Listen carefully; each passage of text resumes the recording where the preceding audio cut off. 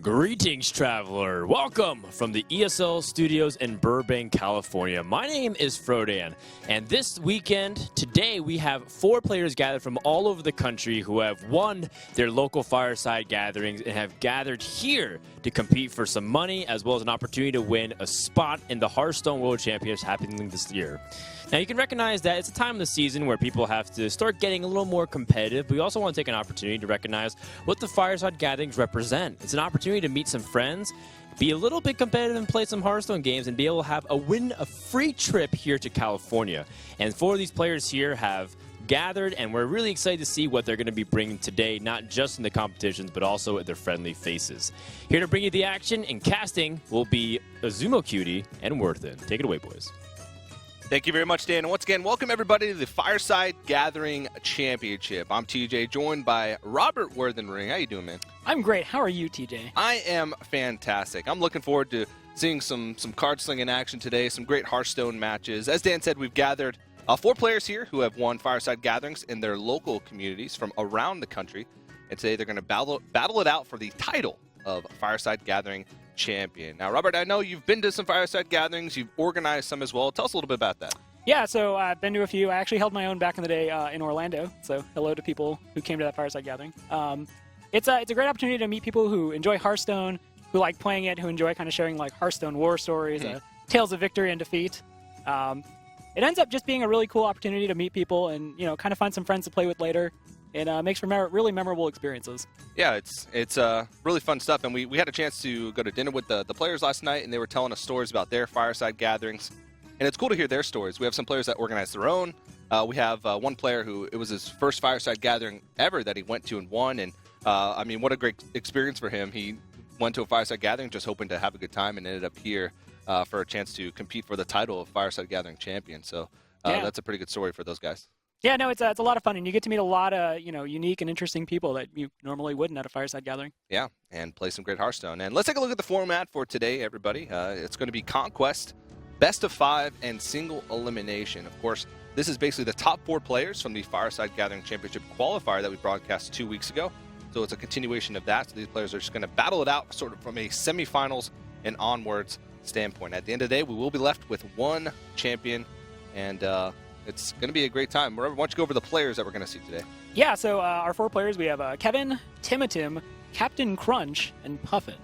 Indeed. And, of course, we had Dinosaur, who actually won that quarterfinals match, but he bowed out. And so Puffin is here in his stead. But these players they're ready. They're ready to have a lot of fun playing Hearthstone. And it looks like the first match of the day is going to be Kevin versus Timitim. But before we do that, guys, make sure you stay engaged in the conversation. You can use the hashtag Fireside Gatherings, and you can tell stories about your own Fireside Gatherings that you have or are planning to organize. You can also tell us who you're rooting for, who you think is going to take it all. Also, we're doing a promotion with Amazon this week, so if you are a U.S. resident, you go to Amazon.com/Hearthstone. For every $19.99 you spend or more, you get 10% back with coins. And, of course, with TGT coming up, yeah, with the Grand Tournament coming out Monday, it's a great opportunity to get some great value. Some great value. Trump would be very proud. And with that, I think we should be getting ready to jump into the first match. Of course, that is going to be Kevin versus Timitim. And we had a chance to talk to these guys. Kevin is hailing from far away, San Jose, California. Yeah, representing Cali. Mm-hmm. So. And Timitim, of course, he is hailing from all the way from Tonawanda, New York. I believe that's in the greater Buffalo area, so upstate New York. Tonawanda, am I pronouncing that? Tonawanda. I think so. Actually, when you ask him, he says he's from Buffalo. So it's one of those things where it's just easier to say Buffalo, I guess. People probably know what Buffalo is. Yeah. And Tim, he's, of course, we said we had a chance to meet these guys yesterday. Tim is, he's pretty high up on the legend ladder at the moment. He wants to compete in more tournaments. He was the guy that it was his first Fireside Gathering he went to, and he won. Kevin works really closely with Magic the Gathering. He works for Channel Fireball, so he works really close with that. So he has a lot of card game experience, and he's looking to sort of move that into Hearthstone and have a lot of fun with that. Yeah, I was talking with Tim last night, and he was saying that this whole Fireside Gathering experience has kind of like shown him that he really wants to compete in more tournaments. Speaking of competing, we jump into the first match here. It's going to be the Warrior Mirror. It looks like both of them are definitely playing the Patron archetype. Yes.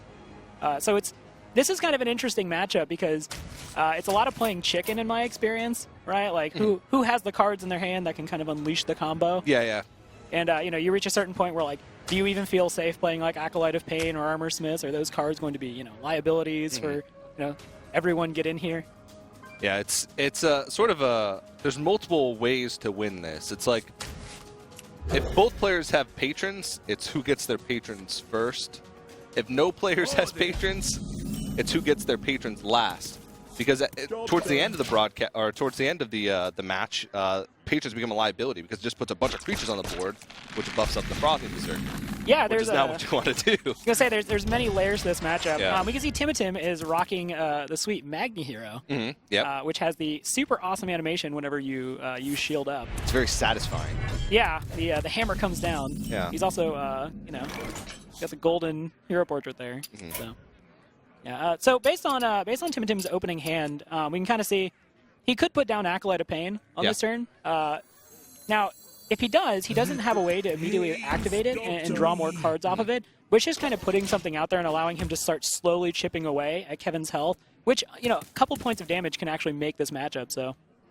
Yeah, and one of the things also with throwing off this Acolyte of Pain is it sort of forces your opponent to use one of their weapons, which, I mean, could not be that big of a deal, but against Patron, a lot of times they want to save their weapon until an opportune moment where they're going to get value out of it, whether it be with patrons or their own Acolyte of Pain. So if you force your opponent to use a weapon, it forces them to also have something to get benefits from their weapon with.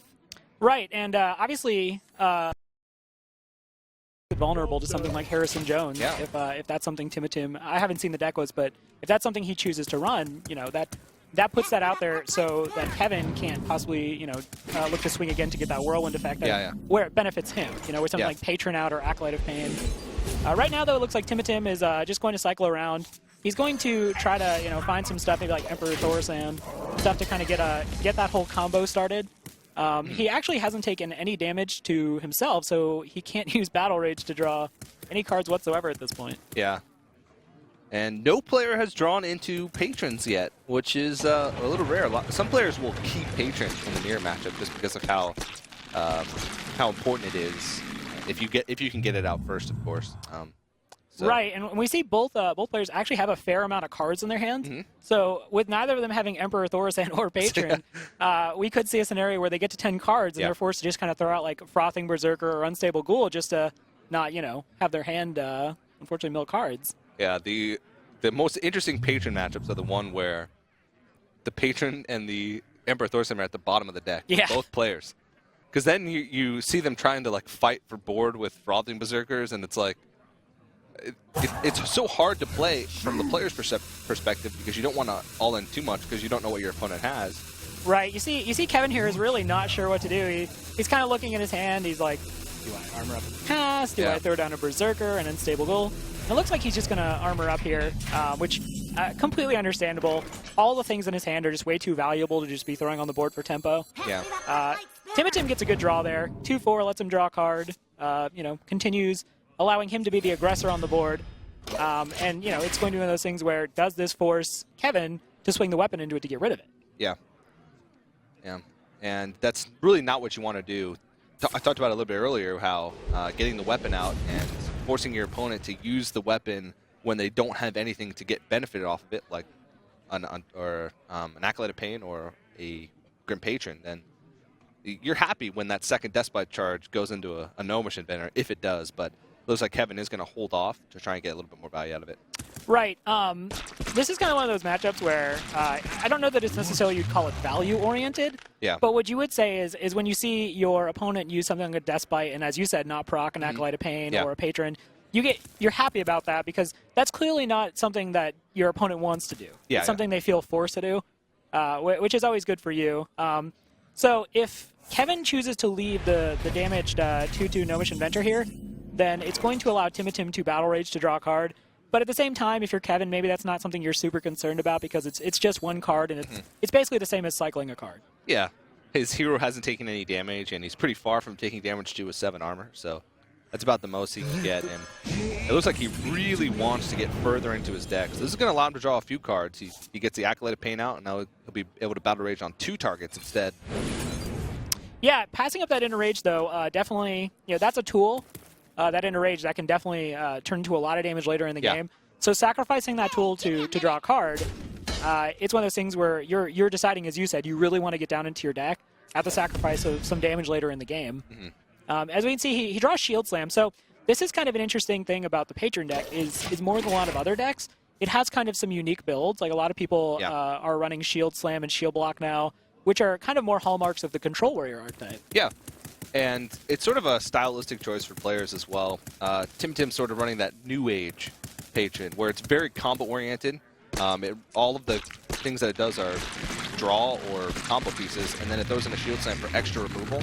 Whereas Kevin, he doesn't look like he has as much draw, but he has a little more late game. You can't really see it right now. It's hiding in the corner. There's a Grom Hellscream. So that's a card that does a lot better in control matchups. But a lot of players think it's too slow, and they realize that they already have enough win conditions for the combo that they don't want to run it. So both players sort of have their own little tech choices here. Tim with the Shield Slam and Kevin with the Grom Hellscream. And it looks like Kevin drew that Patron on this turn, and he's just going to start it. He's going to go ahead and activate the Death Spite. He used Cruel Taskmaster. So he's going to end up with 4 Patrons on the board here.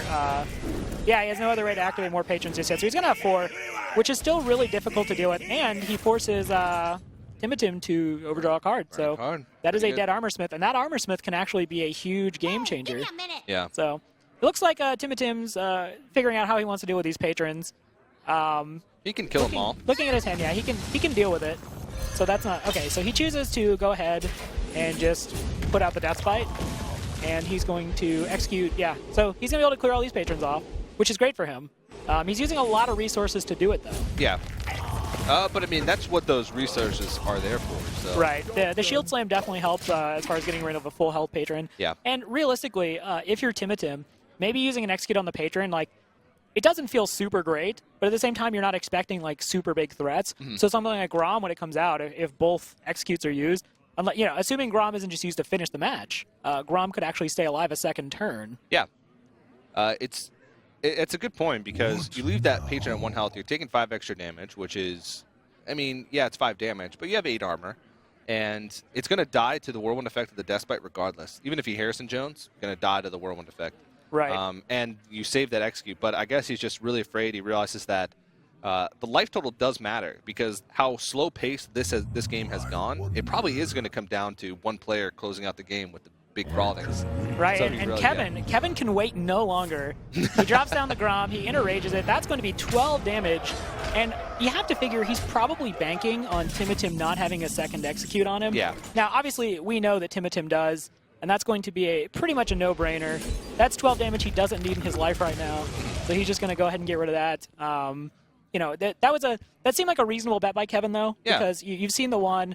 Obviously, Tim still has quite a few cards in his deck, so you're just kind of like, if he can't get rid of it, this might just be game. Well, I mean, I like that play. Yeah. It's not like Control Warrior, where you're trying to control the game and then burst them out with their Grom. Grom is basically just there to do 12 extra damage, right, or 10 extra damage. So that's how you use it in most matchups if you're playing Patron with that card in your deck. It's just slam it and do the 12 damage with it while you can. And he does that, and now he's 12 damage closer to being able to kill Tim.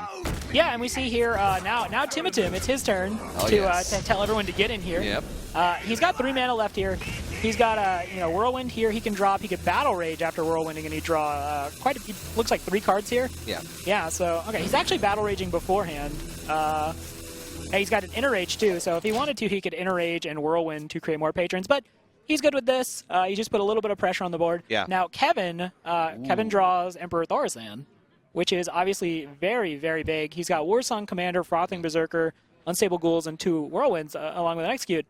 And that's great. That's exactly the sort of thing you want to be using Emperor Thaurissan in conjunction with to make sure you have all these, the free Whirlwinds, you have the cheap Unstable Ghouls, and the Frothing Berserker to do the super high damage Frothing Berserker charge. Yeah. I really like Tim holding back on the Whirlwind last turn, because he realizes that there's a potential for him to have lethal the next turn if he holds on to the Whirlwind effect, because he realizes that next turn he won't be able to play Warsong Frothing Whirlwind.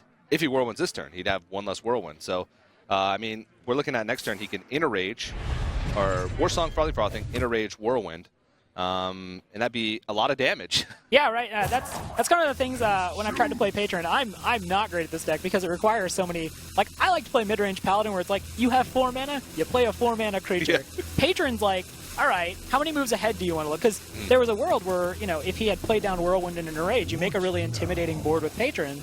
But then, as you brought up, in his line of play for that turn, like, you could actually be looking at lethal on the next turn. Yeah, I don't know if it's quite lethal, but he's going to go for it anyway. It looks like he's been figuring this out. So. Yeah, so it's going to be 5,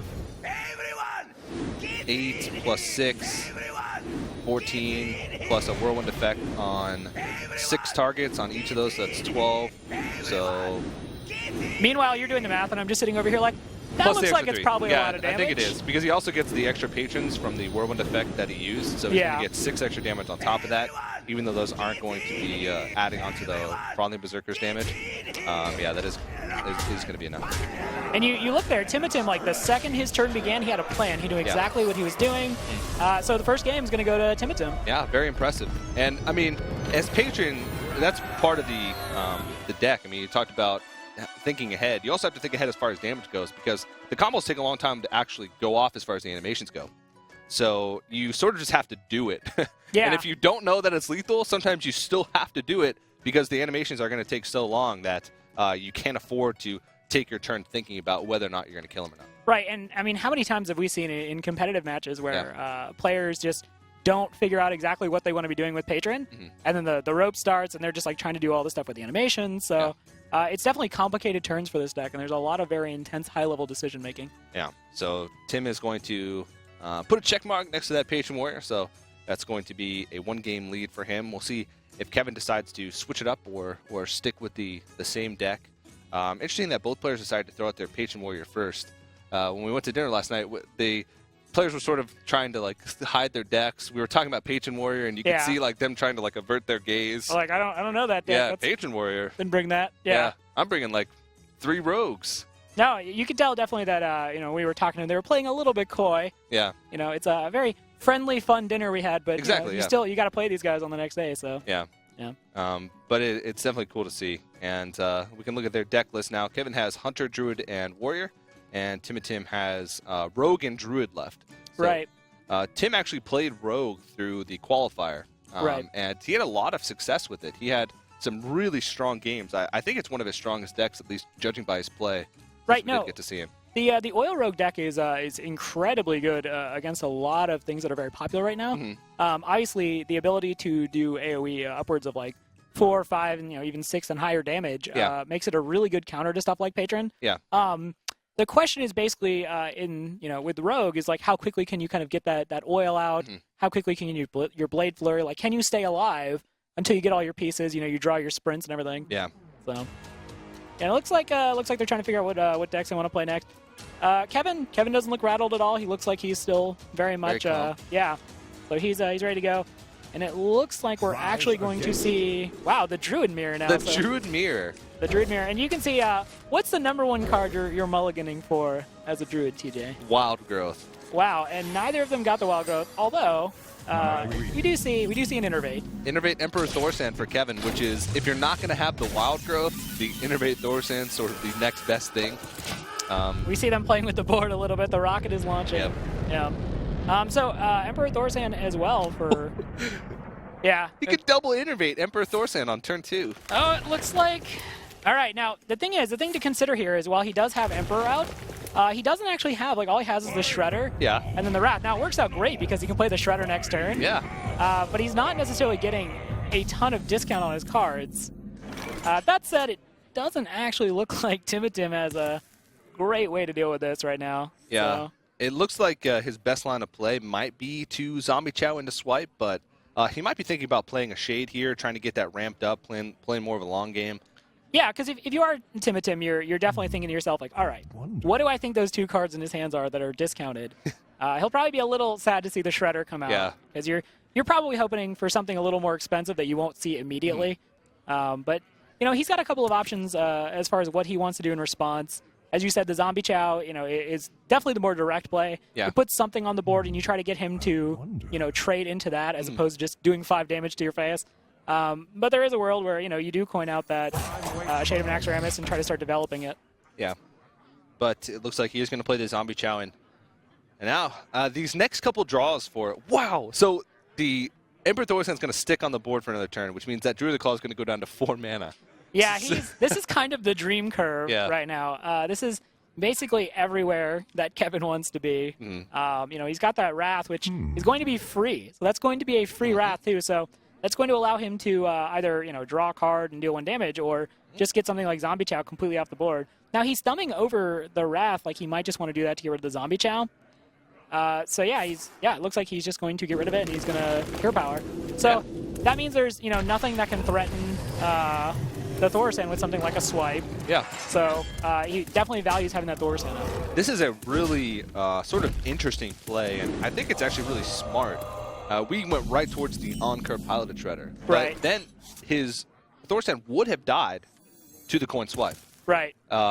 And it would have been pretty high priority. Now, he would have been left with a Piloted Shredder on board, but like you said, he really values the Emperor Thorsan. And a Shredder comes out, he picks that up off the top, so that's going to be able to contest it a little bit better, but 3 turns of Emperor Thorsan is really dangerous. Yeah, it absolutely is. That said, Timitim's kind of in a mode right now where he's probably not looking to necessarily push his own agenda so much as he's looking to just get rid of that Thorsan, because that's going to continue. 4 mana Lothos. So. And 1 mana, you could play both of those the next turn. That's crazy. That is definitely going to be a problem for Timitim. Druid, obviously one of those classes that, doesn't necessarily run traditional means to just clear a board, right? We're probably not going to see Poison Seed Starfall, which would do a great job of clearing the board. Although with Lothar, you couldn't even do it. So, yeah. All right, and he gets it's Ooze. Not great. Yeah. Not quite what you want. He's really digging here. And, I mean, this turn he's basically going to be left with an Ooze on the board, and Kevin's going to get a Lothar plus Piloted Shredder. It's looking really grim. If this was... you were playing someone in a Fireside Gathering, this is where your opponent would lean over the table and like give you the stink eye. Yeah, you just kind of lean over and be like, all right, yeah, sure, why not? This is definitely the double innervate into Emperor Thorsan. It goes without saying, extremely strong. And Timitim's throwing out the well played here. He's kind of at a point where he realized he can't deal with that Thorsan. And, at this point, obviously, dealing with Thorsan is more kind of about dealing with a 5/5. He only has Kevin only has 1 card in hand, so it's not like he's getting a ton of value. He chooses to 2 damage himself and then concede. So that's a good play right there. I like that. Timitim showing, didn't have a little bit of fun with it. So Kevin is on the board now. Cold-blooded Thorsan killer right there. Yeah, look at Timitim's a little bit like, well, Emperor Thorsan, why'd you do that? Yeah. But, it looks still like he's absolutely, ready to go in this series and still very much in it. So, series tied up now, 1-1. Very exciting so far. Yeah, Druid is still one of those classes that can do some pretty crazy things, and Tim still has his Druid left. So, maybe throw that out again. You can see Kevin has his Hunter plus the Patron Warrior, which we've seen already in game number 1. And Tim still has that Druid that we just saw, plus that Rogue deck. Yeah, so it's interesting. They brought very much similar sets of cards with the exception of Rogue and Hunter. Yeah. And, I haven't seen the deck list, so I'm not sure if it's like a mid-range Hunter or more just straight for the face kind of Hunter. But, it'll be interesting to see because based on which sort of Hunter he brought, both have very different matchups against Rogues. Yeah, that's for sure. The face Hunter is just too much pressure for Rogues to handle usually, where mid-range Hunter, very vulnerable to sap. Like, you play a high man on 6, right? All of a sudden it gets sapped, and you wasted an entire turn playing a big creature like that. Yeah, it's always really scary if you're playing the mid-range Hunter against the Rogue. That said, if you're playing the face is the place Hunter, you can definitely get a lot done against an Oil Rogue. So yeah, a lot of times they're just using their face anyway. To clear off your creatures, and you're like, well, thank you. That's one of the worst things when you're playing as Rogue and you have your dagger out and they Wolf Rider you and you have nothing to deal with the Wolf Rider and then you're just kind of like. And you have to actually face the Wolf Rider again. So see both players here. They're definitely trying to figure out what'll give them the best advantage. I don't know. If I'm Timitim, I might start looking to bring out that Rogue. Because it looks like, I mean, it's either going to be Patron or Hunter. And I have a suspicion that it's mid-range Hunter that Kevin is bringing, because we don't tend to see a lot of actual like face Hunter in tournament, I feel like. Let's see here. So it's actually going to be Druid versus Warrior. So Patron versus that kind of ramp style of Druid. Druid can do very well for itself by, you know, kind of getting an innervate out with like a big creature. Yeah. And then if the Warrior doesn't have an execute, it can actually just become very, very difficult for them to get on board. Yeah, I really like the Druid in this matchup. When Patron first sort of bursted onto the I like that. Bursted onto the... Very nice. Yeah. A lot of players were saying, like, oh, man, this is so rough if I'm a Druid player. How do I deal with a bunch of Patrons? I only have, like, a Wrath and another Wrath. You know what the answer is, TJ? Play big creatures. Yeah, exactly. Is pressure. You pressure the Patron Warrior, and all of a sudden they have to use those combo pieces that they use to propagate Patrons. So that's Timitim's hand is pretty good. Yes, it is. Wild Growth, Innervate, Keeper of the Grove, Shade, and then Harrison. Yeah, so that turn 4 Death Bite into Patron, Inner Rage, Whirlwind is not going to be a possibility. But when he draws a Piloted Shredder too, so he really has, not only does he have options, but he just has like just a perfect generic curve. Now, Unstable Ghoul comes out. I love Unstable Ghoul. It's one of my favorite cards just for the sound. Because when he comes out, it sounds like he's like, hey! He's like, hey, what's up? And he's even got his little hands out. He's like, hey, let's be friends. So, Keeper of the Grove looks like it's going to come out. It's going to silence the Acolyte of Pain, which is really problematic for the Patron player who obviously really would like to draw cards. That's Keeper of the Grove's like, why don't you chill out on that? You don't need to be drawing cards. And Kevin is already kind of facing down a board that's getting more intimidating with each turn because of that Shade of Naxxramas. Yeah, he does have ways to sort of fight back, but as we mentioned, I mean, the Druid pressuring means that the Warrior is going to have to empty his hand to try and deal with the board to not die. And all those pieces could be used to help do damage later on that just aren't going to be there. Right, and that brings me kind of an interesting point about Patron. Is one of the best ways to deal with Patron, it feels like, is to just constantly be forcing them to use the cards that would later like buff up their Frothing Berserkers or create Patrons to actually just clear the board. Like, whenever you force a Patron player to use a Whirlwind, just as a form of like board removal, and they don't get anything else from it, you just feel great because you're like, that is a Patron and a Frothing Berserker later on. I'm not going to really have to like deal with in a heightened fashion. Yeah, if there's 2 Frothing Berserkers on the board, then that could potentially, you just negated 12 damage later in the game by getting that Whirlwind out. So Kevin's like, I'm not trading. I'm going face. So that's. I think Kevin kind of looked at the situation and realized that, you know, the Druid kind of has exactly what the Druid wants to have, and he's probably not going to beat him late, as, you know, Kevin has no way of dealing with a Shade, by the way, a second one coming down, so he realized, like, I just need to go ahead and kill the Druid. Yeah. That's a way to deal with the Druid. Yeah, that is... High mana cards don't have a lot of value when you have 0 HP, a great Hearthstone philosopher once told me. Yeah. He's going to start losing the race pretty quickly, though, here. With these Shades, they're just stacking up. He is, but I definitely understand why he's making that line of play. Oh, yeah, for sure. And if you look at, unfortunately, if you look at Kevin's hand, he drew the Death Bite, which gives him some damage.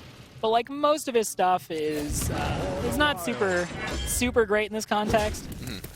So let's see what Timitim does, because if Timitim decides to counterface, then there's a world where, you know, Kevin could be looking at a good battle rage. Yeah. So you can tell Timitim's really about to apply a lot of pressure, because sometimes you'll see players hold back on that auto attack to face when their opponent is a Patron player is at 30, because it doesn't allow them to get an extra card with battle rage. Right. But Timitim realized that, hey, he just went face. Yeah. Maybe he has a lot of damage, so maybe he's gonna pressure me out quickly. I might need to end this game a little faster. Every point of damage matters. Yeah, Timitim kind of reading what Kevin's doing very well. Yeah. And kind of deciding, like, you know what, every point of damage is going to matter. Now let's see what the Shredder... Ooh! So the Shredder drops the Direwolf Alpha and is going to allow him to get, like we said, that good Battle Rage turn. Yeah. Now, he's got a lot of cards. Kevin's at a point now where he has a lot of cards. Timitim has some very scary Shades of Naxxramas. Oh, yes. And, more importantly... that belongs in a museum, DJ. Yes, it does. That Death Bite will be put into Harrison Jones's very festive museum full of cards. Rip in pieces. And Timitim has seen what he wants to see here, and he's just going, ooh. So he's pondering trading into that, which would be 4 damage not to Kevin's face. And he's just going to say, you know what? I'm going to make you have the answer. I'm just going to start trying to kill you. Yeah, I think he realized that all of his creatures are already damaged. A lot of times you'll trade into a creature like that to give your opponent, don't give your opponent a thing to proc execute with. But he realized, well, all my creatures are damaged. If he has execute, he's just going to kill whichever one he wants anyway. So let me just plop that damage to the dome. So Kevin is kind of looking over his hand. He has Armorsmith. He has Whirlwind. Yeah. He has some means of generating armor. What he doesn't have really is an answer for most of this board. He can execute one of the minions. He could equip the axe.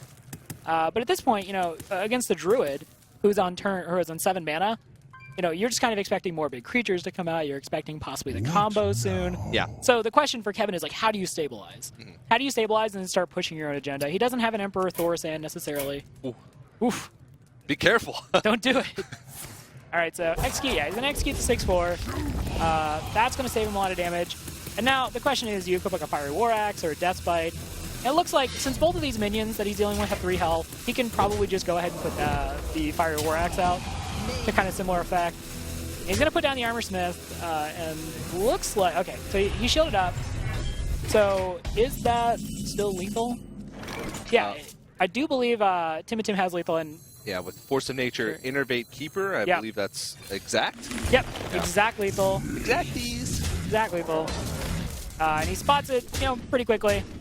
Kevin did a good job, I think, of coming up with like a way to try to find a win condition in a situation that was very much not in his favor. Yeah. But ultimately, Tim just too dominating early on, and so that's gonna go ahead and put him up 2-1 in the series. Yeah. And it's going to make it to where he only has his rogue deck, which I'm very excited about seeing. Yeah. I'm a big fan of watching rogues in Hearthstone. Me as well. Big fan of playing them as well. And you said Kevin, he navigated that pretty well. He sort of used that Armorsmith at the end as hopefully a 6-point heal. Right. And he didn't use his combo pieces. He realized that I'm not going to be able to win ever if I throw out a bunch of combo pieces to try and save the board. So let me just try and do what I can. And but realizing that the game was in a pretty poor situation at that point. Yeah, it's very important to note that Kevin, rather than try to not lose, he tried to put himself in a position to win. Yeah. By keeping those very important combo pieces. Obviously, it didn't pan out, but it's a very respectable line of play, and it makes a lot of sense when you kind of look at like what he was facing on the board. Yeah, true. So. And Tim showing off why Druid is a really strong deck to pressure Patron with. So. Yeah, as you see there, once those Shades come down and those bigger creatures, and then Harrison comes out, this gets real bad for the Patron player. It does, yeah. So Tim is at match point here. Let's find a win with that Rogue. He's going to have 2 opportunities to do so. He has to take on Hunter, which we have not seen yet. You sort of predicted that it might be mid-range because, at least in the Fireside Gathering qualifier, we didn't see many face Hunters. It was most players were playing pretty much pure mid-range. Right, and there's kind of a really popular build on ladder right now, which is kind of a hybrid of both mid-range and aggro. It runs stuff like Abusive Sergeants, which are traditionally more of like an aggro card. So basically, Kevin is going to have to figure out, mid-range Hunter, maybe not like super great against Rogue. Patron, it kind of feels like can go either way based on kind of who hits that like critical mass of cards they need. All right, so he selected Patron. Yep. And Tim has his sweet Rogue deck, which we see some awesome golden cards. The Blade Flare animation is amazing. One of my favorites. So perhaps also pretty good. So Kevin mulligans away most of his hand. What kind of cards are you looking for as the Patron player earlier against a Rogue? You want weapons, because the only way Rogue's going to beat you is, well, not the only way, but one of the ways Rogue's going to beat you is by having creatures stick early. Because they're just going to do the same thing that Druid does, and pressure you early and then burst you out with big combos later in the game. So weapons, and basically the Rogue is one of the classes that probably give you more time than others. They don't have Innervates or Wild Growths. They do have Preps, but it's not quite as fast as like an Innervate or Wild Growth like a Druid has. So cycle is huge. Lots and lots of card draw. Yeah, you brought up the fact that obviously rogues don't have access to something like Wild Growth or Innervate. What makes Rogue kind of scary is the ability for quick tempo shifts with preparation and kind of those low mana spells like Deadly Poison. Obviously Backstab is free. Yep. Something like Backstab with a Zerdrake as a combo on turn 5 can really give you the board. Now, Tim opted to just throw down the SI7 agent without the combo, just puts down a 3/3. Which is kind of his way of pressuring Kevin. Yeah. Right? He's saying, like, I don't necessarily want to play for value here. I just want to force him to start answering this. Obviously, Kevin has an answer in hand. He's going to... It looks like he's going to coin out this Death Bite, which is a very solid response. And And this is kind of important because he'll bring himself to 29 health, which we talked about before is good for the battle rage. Yep.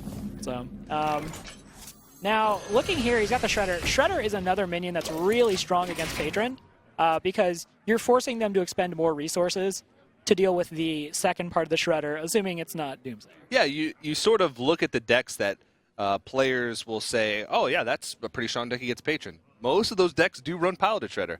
Yeah. Which is, it's not by accident. It's because it's a really great card. It's hard for them to remove. It sticks on the board to trade back into something that's going to stay, like maybe take out an extra Patron on a backswing. So. Yeah, and Pilot Shredder is one of those cards that can have downsides. Mana Wraith can come out, Doomsayer can come out. But this is actually just a situation where basically no matter what pops out of that Shredder, it's still a net gain. Yeah. Right? Even if it's Pagel. Especially if it's Pagel. Because, obviously rogues love fishing. That's well known. No, but it's kind of a situation here where for Kevin, you do have to deal with the Shredder. 4 damage a turn is not something you're going to deal with. So he's gonna weapon into it here, and then just kind of wait and see what comes out. The Doomsayer. So Kevin's pretty happy with this. At the same time, he can't play the Gnomish Inventor. This actually blocks the Gnomish Inventor unless he just really wants to cycle a card. So he's just going to armor up. Doomsayer actually serving a purpose here, even though there was no minions on the board. And Doomsayer knew it. Doomsayer knew he was doing the right thing. Effectively, he just takes a Deathbite charge and wastes a turn for and allows Timitim to get down an Azure Drake. So I would actually say that Doomsayer might have been one of the better things to come out of that because, say it's like a Direwolf Alpha again. You can slam it off the board. You can do something. You have options, and you could have possibly played other stuff. But against a Doomsayer, you're like, it would take entirely too many resources to get it off the board. So it just kind of basically was like, Timitim, here's initiative. Yeah.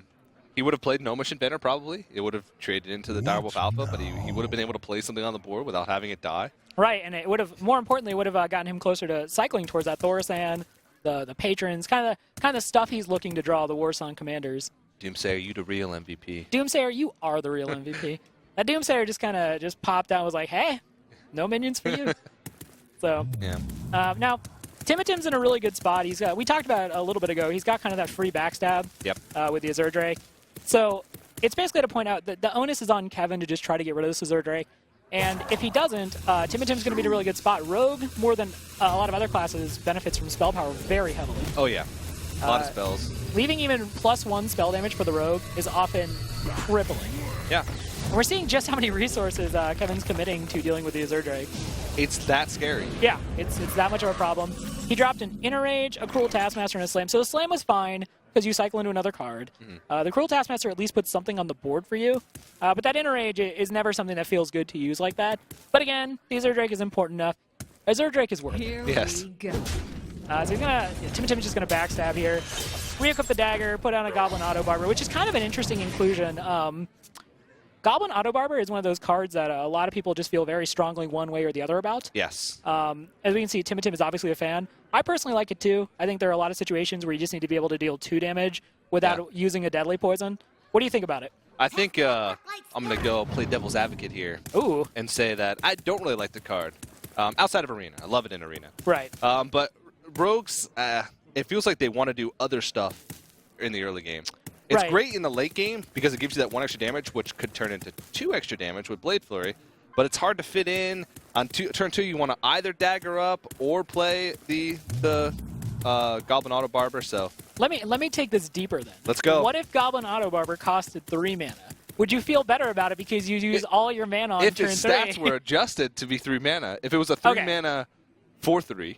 Sure. Yeah. But if it was a 3 mana 3, I'm just asking because I know whenever I don't use all my mana, I feel like this was an inefficient turn. In a weird sense, yes. Even if it was still a 3/2, I would feel a little bit better. Yeah, you used all your mana. If it was 3 mana, because I use all my mana, exactly.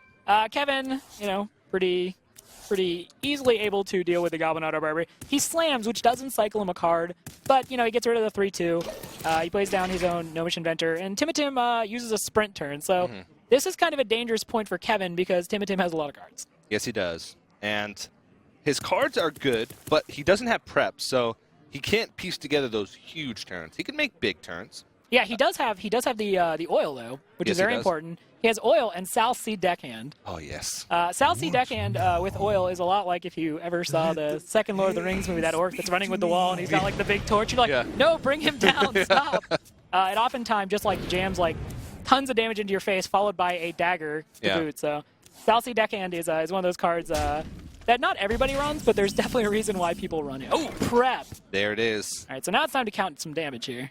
Yeah, so he already has 2 damage from the dagger from the Goblin Auto Barber. So if he plays Deadly, that's 4. If he then South Sea Deckhand, that's 6. Then Oil, that's 12. Then Blade Flurry, that would be an extra 7 damage. It looks like he 19. sees it because he's thumbing over the Deckhand, which is Deckhand is usually the harbinger of doom. Eviscerate, I think I counted 23 damage.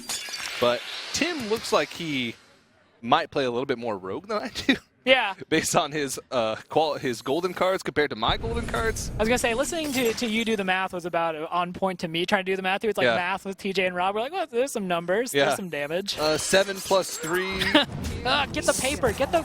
16 and a half? We need a calculator at the desk. That's what we need here is a calculator. Yeah. He looked like he was a couple mana off of being able to do the whole thing, or 1 mana off from being able to eviscerate 1 mana off lethal. Yeah. Something you don't usually hear as much of in Twitch, but 1 mana off lethal. I still like the pressure, because next turn, if there's just an armor up that comes out, he can dagger up, attack, Blade Flurry for 1, and then eviscerate. So he has 6 damage just from his hand next turn. Yeah, Kevin's kind of sitting there like, am I dead next turn? Yeah. How do I not be dead? Gonna draw a card. What I think he might be looking for here is something like Armorsmith to try to like possibly maximize armor gains. Yeah.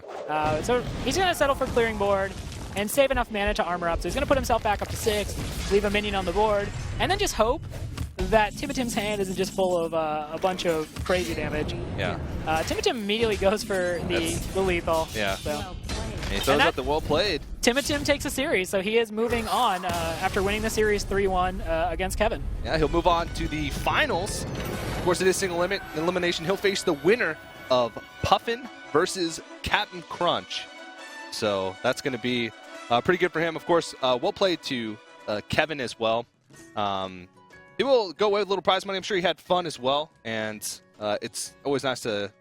Starting at a Fireside Gathering, humble beginnings for this guy. And being able to come out here, a free trip down about 100 miles from San Jose. All the way from San Jose to Burbank. Yeah. That said, so I think I mentioned this earlier, but Timitim had been telling us last night how much this whole Fireside Gathering experience has really like turned him on to competing in Hearthstone and like how much fun the tournaments are. And, you know, having played in a few smaller scale tournaments myself, like it's one of those things where you start doing it and you start winning and you have like these great kind of very energetic moments where you're playing against other people. It's a lot of fun. Yeah. So I'm excited for him that he gets to move on. Yeah, really excited. And for Kevin, there was that one game where he had the double Innervate Emperor Thor's hand, which that's, I mean, in a tournament setting or in a Fireside Gathering setting, those are, you cannot not have fun with a type of hand like that. Right. I think in an actual Fireside Gathering where you're just kind of, hanging out with friends and somebody does that, they probably owe you like an iced coffee. Yeah, something a soda or something like. Yeah. All right. We do have Dan standing by, ready with an interview, so let's send it over to him. Thank you very much, TJ and Robert. I'm joined by Timitim, who won his series 3-1. Did the series feel good for you? Because I think this is the first time we've ever seen you play Hearthstone on public camera. Yeah, it felt really good. Patron Warrior has always been a solid deck for me. The Druid versus Druid Mirror was a little rough, but Druid pulled it out, and Oil Rogue always has the explosive combos, so felt good. Felt good for me.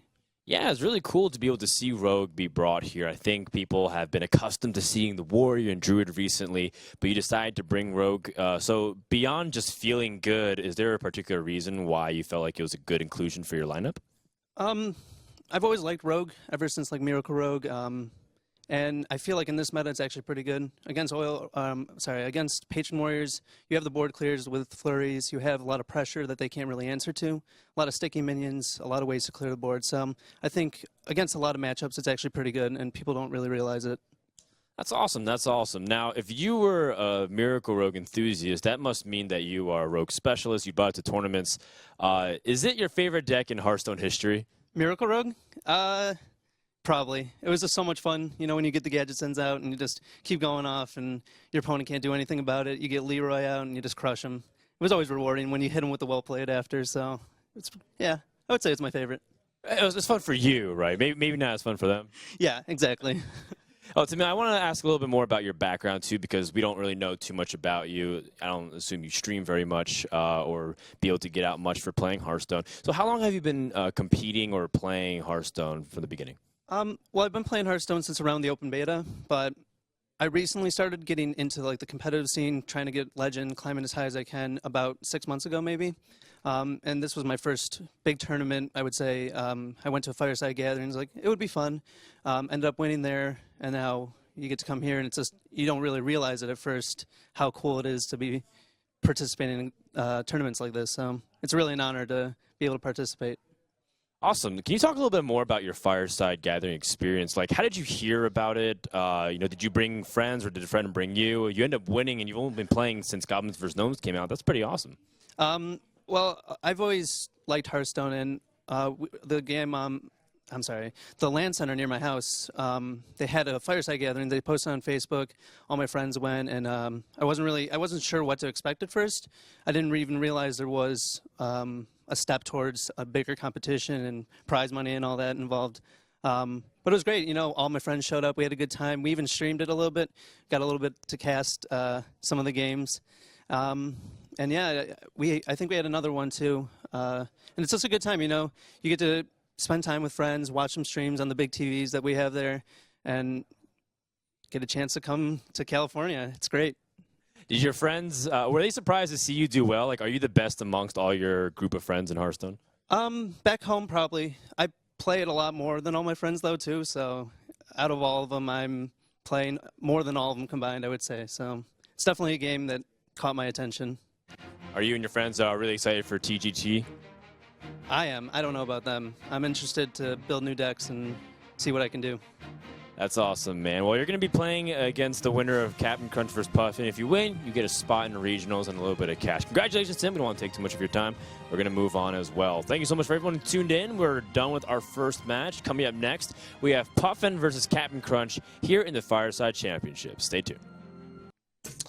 Welcome back to the ESL Studios in Burbank, California. My name is Frodan. Thank you so much for tuning back in as we are done with our first match of the day of the Fireside Championships for North America. For anybody tuning in, not really sure what's going on, you're wondering, is this the beginning of the road to BlizzCon? It sort of is.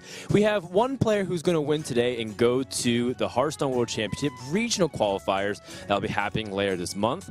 But this whole entire focus is on the Fireside Gatherings. You've been seeing it all year. It's been happening all over the country, all over the world, in fact. And we have 4 players who've been able to advance to the finals here in the ESL Studios in California. We had our first match, Tim versus Kevin. And unfortunately for Kevin, he was not able to get over Tim, but he was able to at least have a really good experience as well. And we're going to see if the next 2 players can have similar experiences as we have Puffin versus Captain Crunch. Here casting, we have Azuma Cutie and Worth It. Take it away.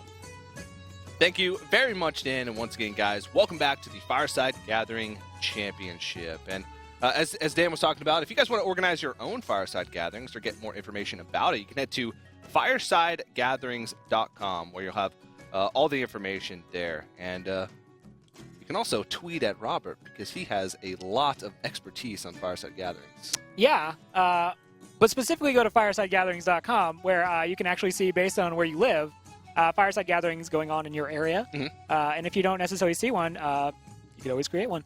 Indeed. Great opportunity to meet new friends. Yeah, we talked about it a little bit earlier. The players here, they have a really big mix of where they came from as far as their experience with Fireside Gatherings. One of the players coming up next, Captain Crunch, he actually organized his own. I believe it was in Kansas City. So he's actually worked with a LAN center there. He said he's organized a couple of them so far. He said it's been really great, and it's allowed him to get here and have this cool experience, getting to come all the way to Burbank to sort of compete in the Fireside Gathering Championship. Yeah, so he actually got together with a community podcast called the Well Met Podcast, which is one of my favorites, and they got together and created this cool Fireside Gathering in Kansas City. And yeah, as you said, like now he's here competing against Puffin, who is actually no stranger to competitive level Hearthstone. Yeah, he's one of the most prolific players that's here today. Also, his Fireside Gathering was actually broadcast, I believe. It was the Amazon Fireside Gathering that took place in Irvine.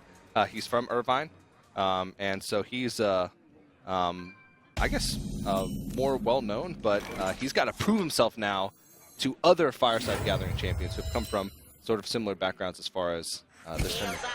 And this opening hand is going to really help him prove himself. Oh, yes. Mid-range Paladin is what he's playing, and he has the opener of double shielded minibot with the coin, so this is going to be really problematic for the Hunter to deal with, I guess would be the short version. Mid-range Paladin, that's kind of my class of choice. It's that's how I got to Golden Paladin, the 500 wins, was with this class mostly, and it gives Hunter a very hard time because of things like Divine Shield, Muster for Battle. If you have down the Muster for Battle tokens and then you play Quartermaster, you obviously dodge explosive traps. Like, it's just very solid. Unleash the Hounds becomes more reactive, very much reactive about clearing the board for the Hunter in this matchup. So Puffin, I think, is going to have a very solid start. Yeah, and recently I've seen a lot of players throwing cards like Defender of Argus, which really help, especially in the Hunter matchup.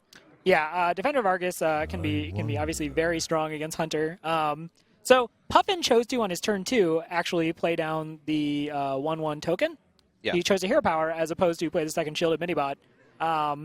Curious to see, Puffin is an extremely good player, so I definitely am curious to see why he did that. Possibly to deal with what he expects is a freezing trap. Yeah. So it looks like he's going to, So he finds a freezing trap, which, completely makes that choice make a lot of sense. He's sitting on 3 mana now. Question to you is, would you play... You probably don't want to play Muster when you have a Knife Juggler in hand, because that's going to become really powerful later on as a combo. So are you looking at maybe Shielded Minibot, maybe even just replaying the 3 mana 1/1? I really like the Shielded Minibot here, because if you just play the 3 mana 1/1, you're not really contesting the Misha on the board. Unless, of course, you throw in the Muster for Battle hit, which you said it, if you're not going to play the Knife Juggler this turn, you're probably going to save it for the Muster for Battle anyway, in which case next turn wouldn't be enough. So he curves out really nicely here. He has Paladin Shredder for 4.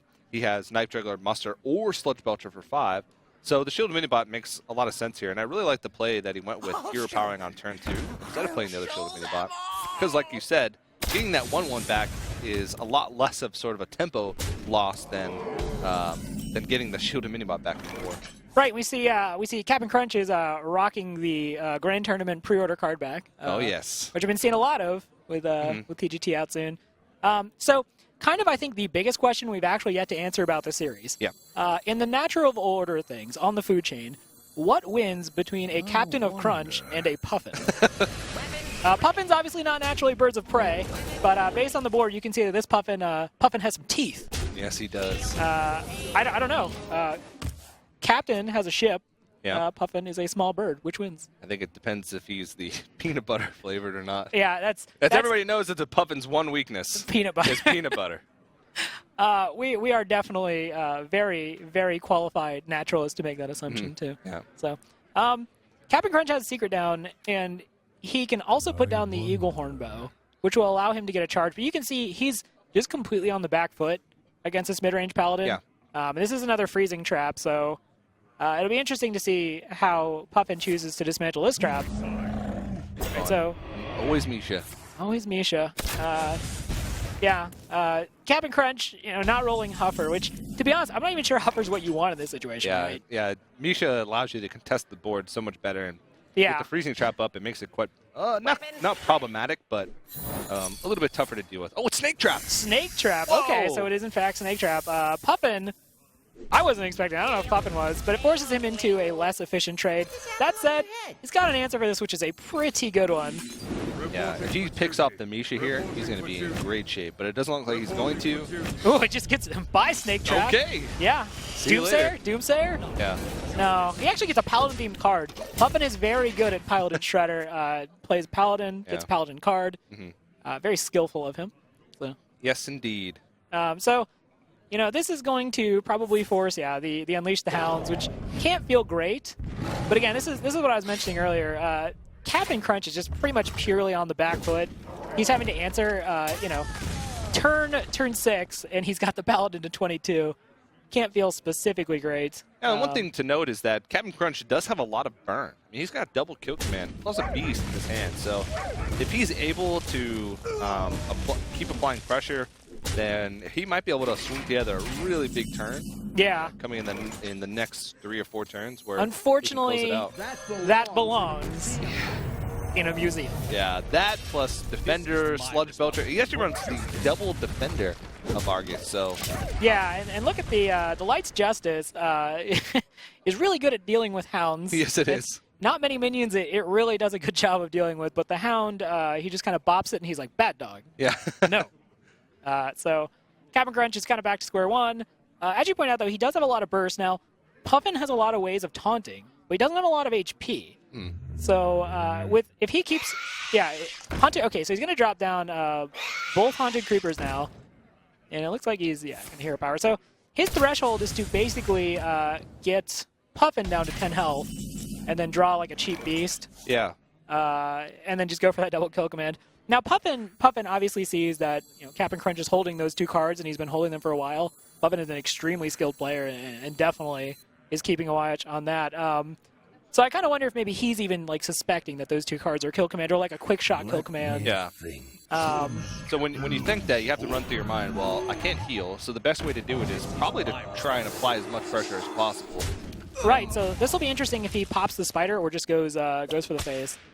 Because if you pop the spider, you make the kill commands do less damage. Yeah, and every time you leave a spider up on the board and you get kill commanded and die because of it, because of the beast synergy, that moment plays back in your head every time you see someone play a Haunted Creeper. So even though it's just a 1-2, you're like, oh man, am I really going to put like 8 damage into this one Haunted Creeper? Yes. It's completely true. There have just been times where I've just been sitting there like a week later after losing a game, and I'm just sitting there in my chair like, I should have killed the spider.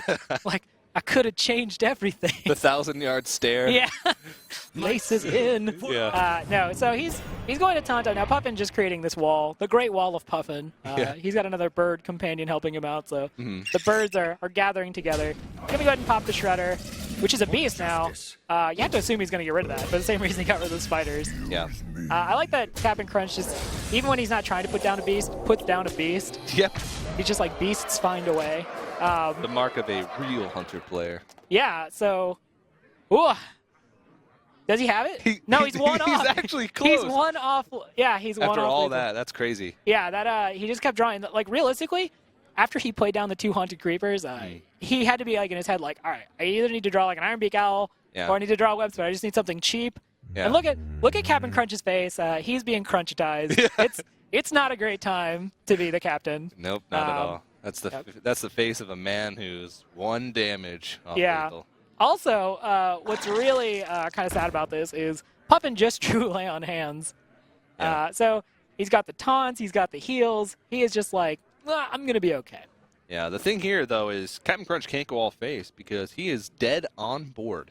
15 damage staring at him, so he's got to kill command one of these creatures, which... He's got a double kill command Harrison Jones. Like, Harrison Jones works out so much.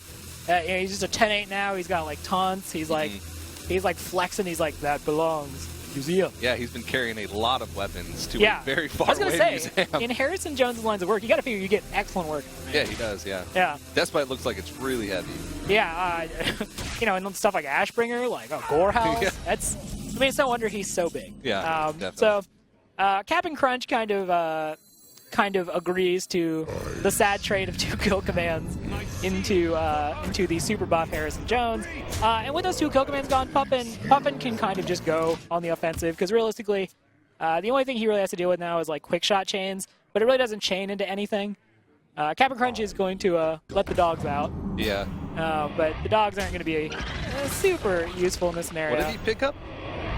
I don't know. Let's see. Oh, he got the Iron Beak. Oh, that's could have been good, but it's a little too far behind in this one. And with lethal on board, it looks like Puffin is going to take game number 1.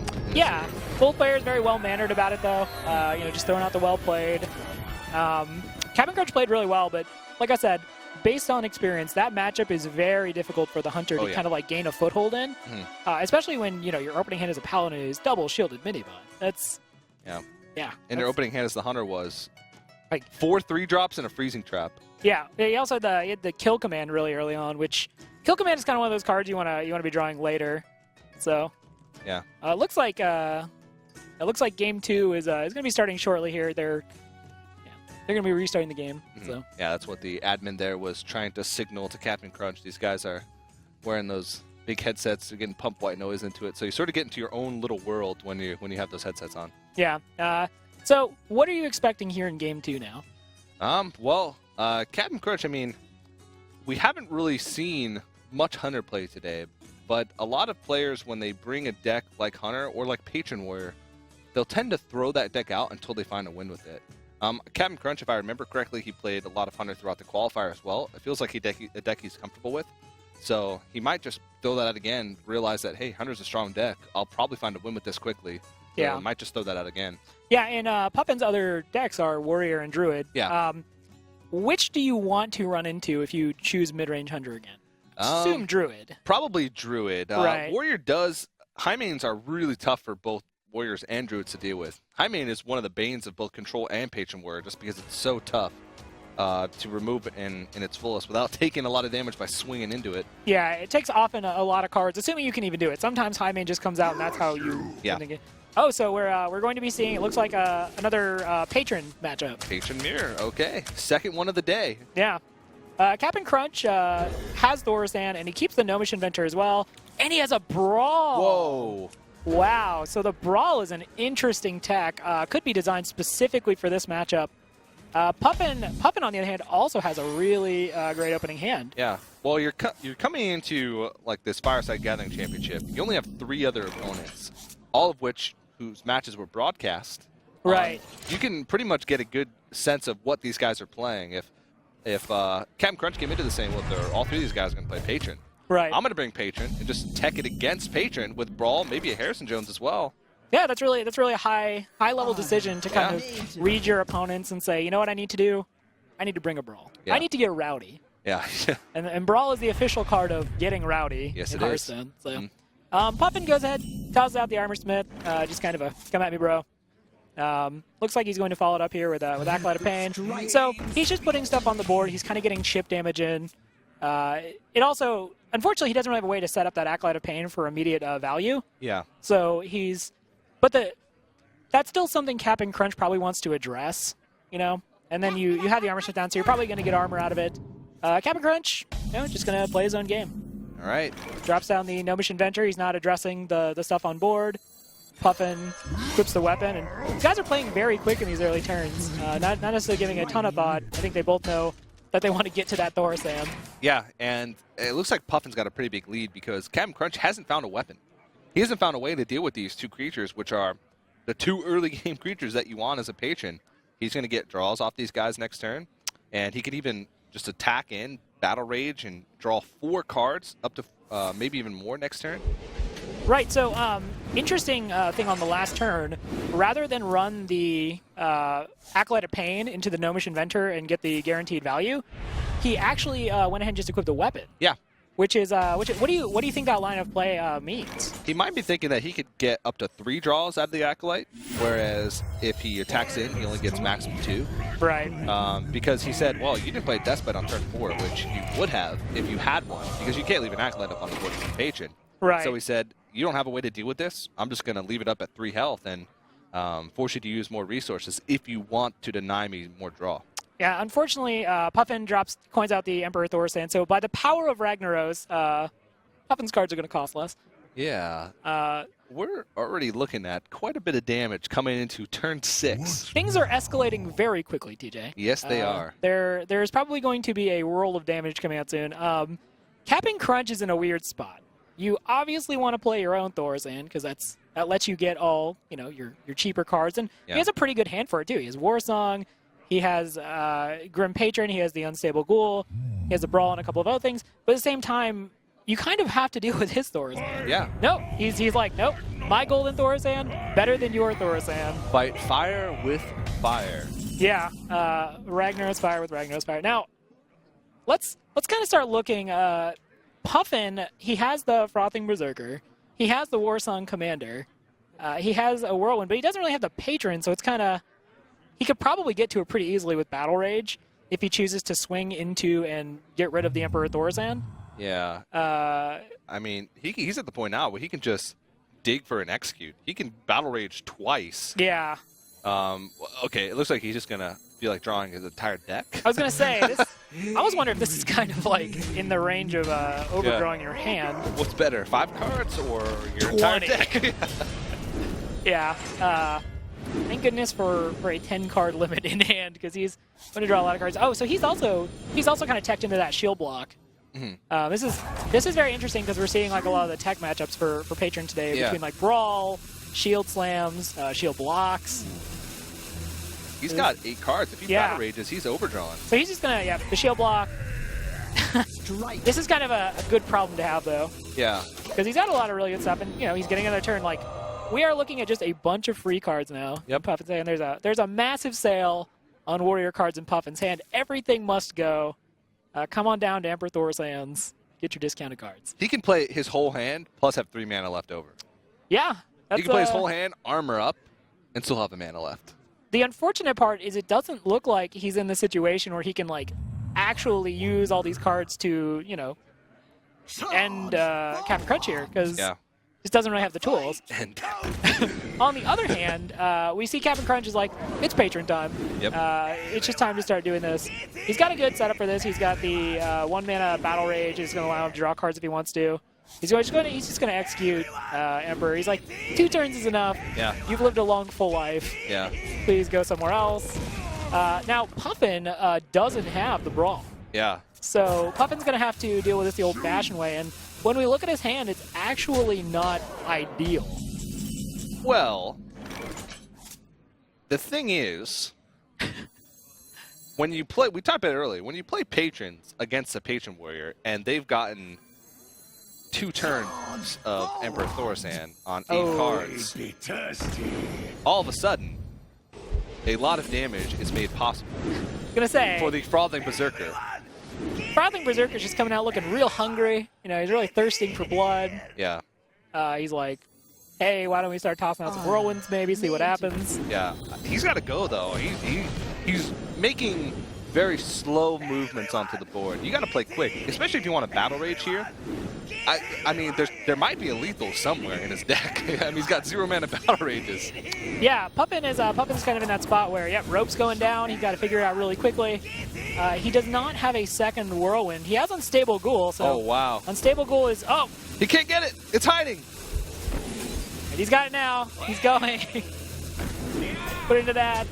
Inner Rage, and then swing. Swing for the face. Swing! Okay. Swing. You got it. So, all the patrons in the world aren't going to be able to save Captain Crunch, it looks like. Yeah. Everyone get in here, but also, except Frothing Berserker. Don't get in here. Yeah, we talked about it earlier. There's sort of a point of no patron zone for when you're playing against another patron.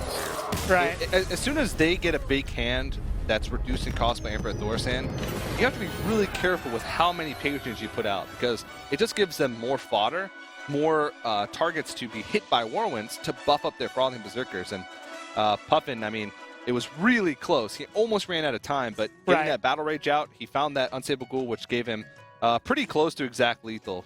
Yeah, no, it was very much, I think if he hadn't won on that turn, it looked like Captain Crunch probably would have had him on next turn. Exactly, yeah. So it really comes down to those close turns with Patron Mirrors. Yeah, so Puffin takes a 2-0 lead now. So he's, obviously 1 match away from going to the Fireside Gathering Championships Grand Finals here. Yeah. So, and he only has to win with Druid now. Mm-hmm. So Druid winning 1 match seems pretty.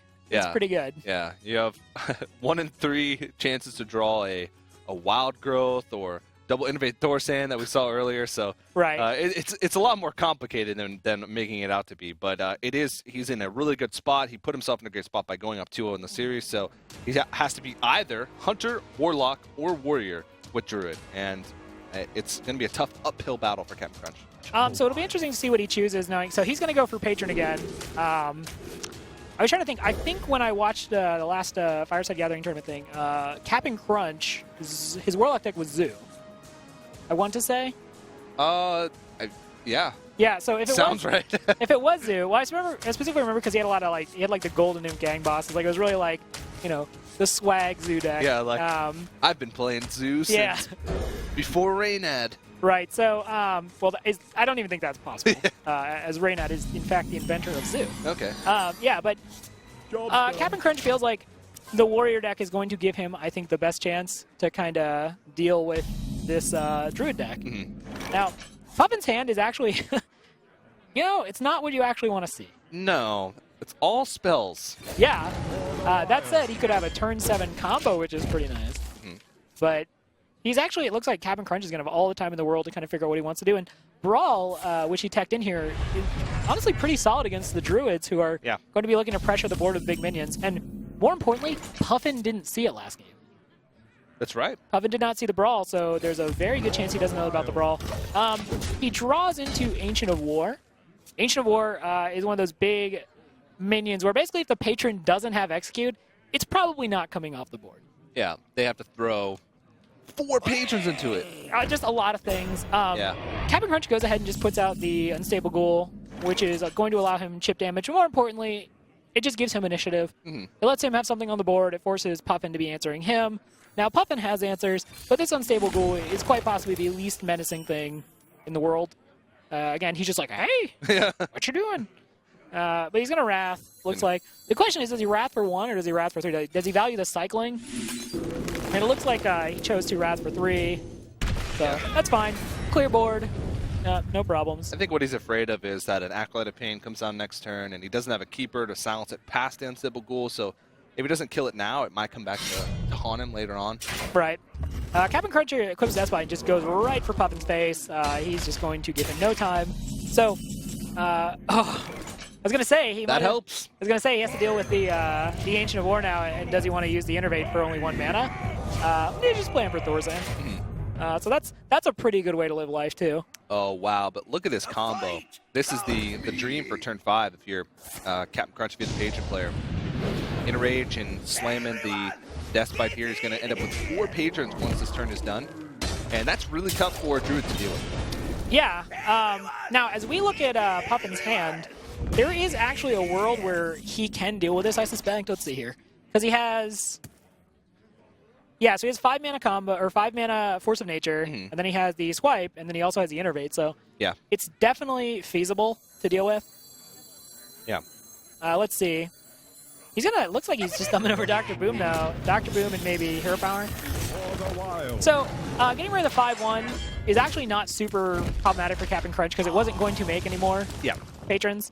We'll have to see what Cap'n Crunch chooses to do here. The Boom Bots could either be super bad or super helpful. Yeah.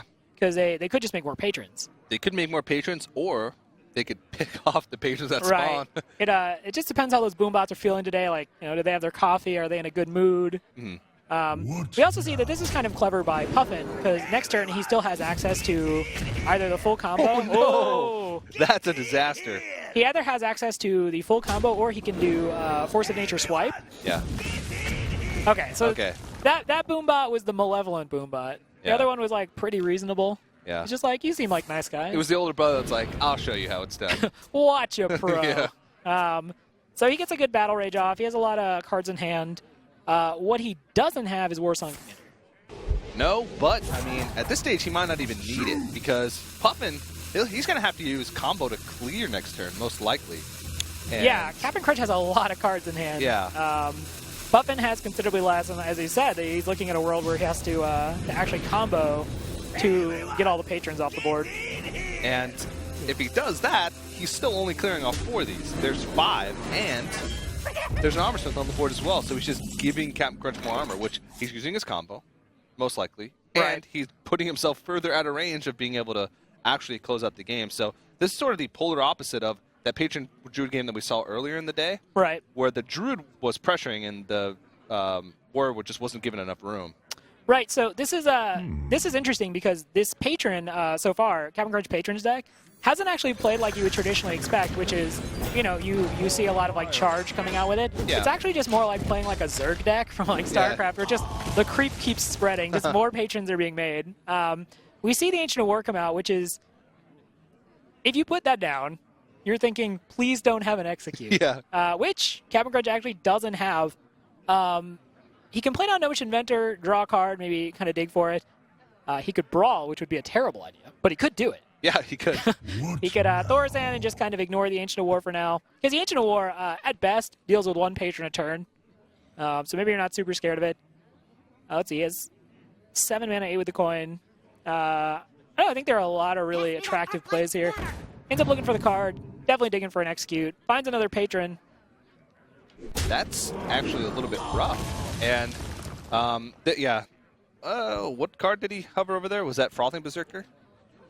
You know what? I'm not sure, actually. I think it was his Frothing. Yeah, it was Frothing. Sure. Yeah, I was actually expecting him to Whirlwind there first, so that way he makes like 6 patrons. But I guess this does sort of the same thing, because he doesn't have enough room on the board. He wants to get the Frothing out there to apply pressure. Right. So, as you can see, he clearly had a plan behind this turn. Yeah. And it's working out. And this is, again, just going to... He's muscling through the Ancient of War without the execute, which is, you know, something you don't want to be forced to do, but at the same time, yeah, this is pretty clean. You didn't really lose much in getting rid of it, and Puffin is definitely on the back foot here. Yes. Double swipe. So let's see. Okay? There's no way Puffin has enough damage to end this. So it looks like he's just going to be clearing. Yeah. Which this is super unsatisfying as the druid. This is not how you want to spend your days. Nope. Force of Nature is designed to go for face, not for patrons. Look how much armor he just gave him too. Wow. Right, and think about how much value Captain Crunch got just off that 1 patron. Yeah. That's just a ton of value. And he used quite a bit of resources to like keep propagating the patrons and keep making more, but it was well worth it in the end, because now look, Puffin has 3 cards left. Combo's gone. Yeah. Captain Crunch is sitting at a lot of effective health, 39 effective health. So. Yeah, this is one of those things where Armorsmith did some heavy lifting. Oh yes. And you know, again, Captain Crunch has a bunch of things for the coming turns, so it's kind of one of those situations where he's not worried. Puffin doesn't have anything on board. He has some healing, but if you're forced to use Ancient of Lore for healing, that really doesn't feel good. Yeah. All right, so we're gonna see double swipe here, which is going to clear the board, but it kind of feels a little bit like playing to not lose. Which, you know, in this situation, I'm not sure there's a better play. You have to get those things off the board. You couldn't just Ancient of Lore. So I think Puffin's kind of waiting to see what this next turn from Captain Crunch looks like, and if he can safely get down an Ancient of Lore. So, obviously, Whirlwind coming in is great for Captain Crunch, because he has second patron, he has Frothing, he has Acolyte of Pain. He could just throw down the second Grim Patron. Looks like he's going to hold, though. Being really conservative, I guess trying to, if he does draw into Warsong, instead of using the Whirlwind now to get more patrons, he'll just use the Whirlwind to kill his opponent. So. Right. I think he understands the situation, which is that he's got Puffin in a spot where Puffin didn't have many cards. He couldn't have used Ancient of Lore to heal because he needs cards to try to win the game. So, let's see, Slam. Then Gnomish Inventor. He has not seen a Warsong Commander just yet, which is definitely... He's pretty deep into his deck. Wow. He hasn't seen a Warsong Commander yet. I think he's being a little conservative with that Grim Patron because that's his last one. Yeah. And while the first one did just get so much value, you obviously... Wow, still no Warsong Commander. Warsong Commander like slept in late today. Yeah. Like the alarm's going off and Warsong Commander's like snooze. This is actually... This might start to turn around for Puffin if Warsong Commanders are the bottom 2 cards in his deck.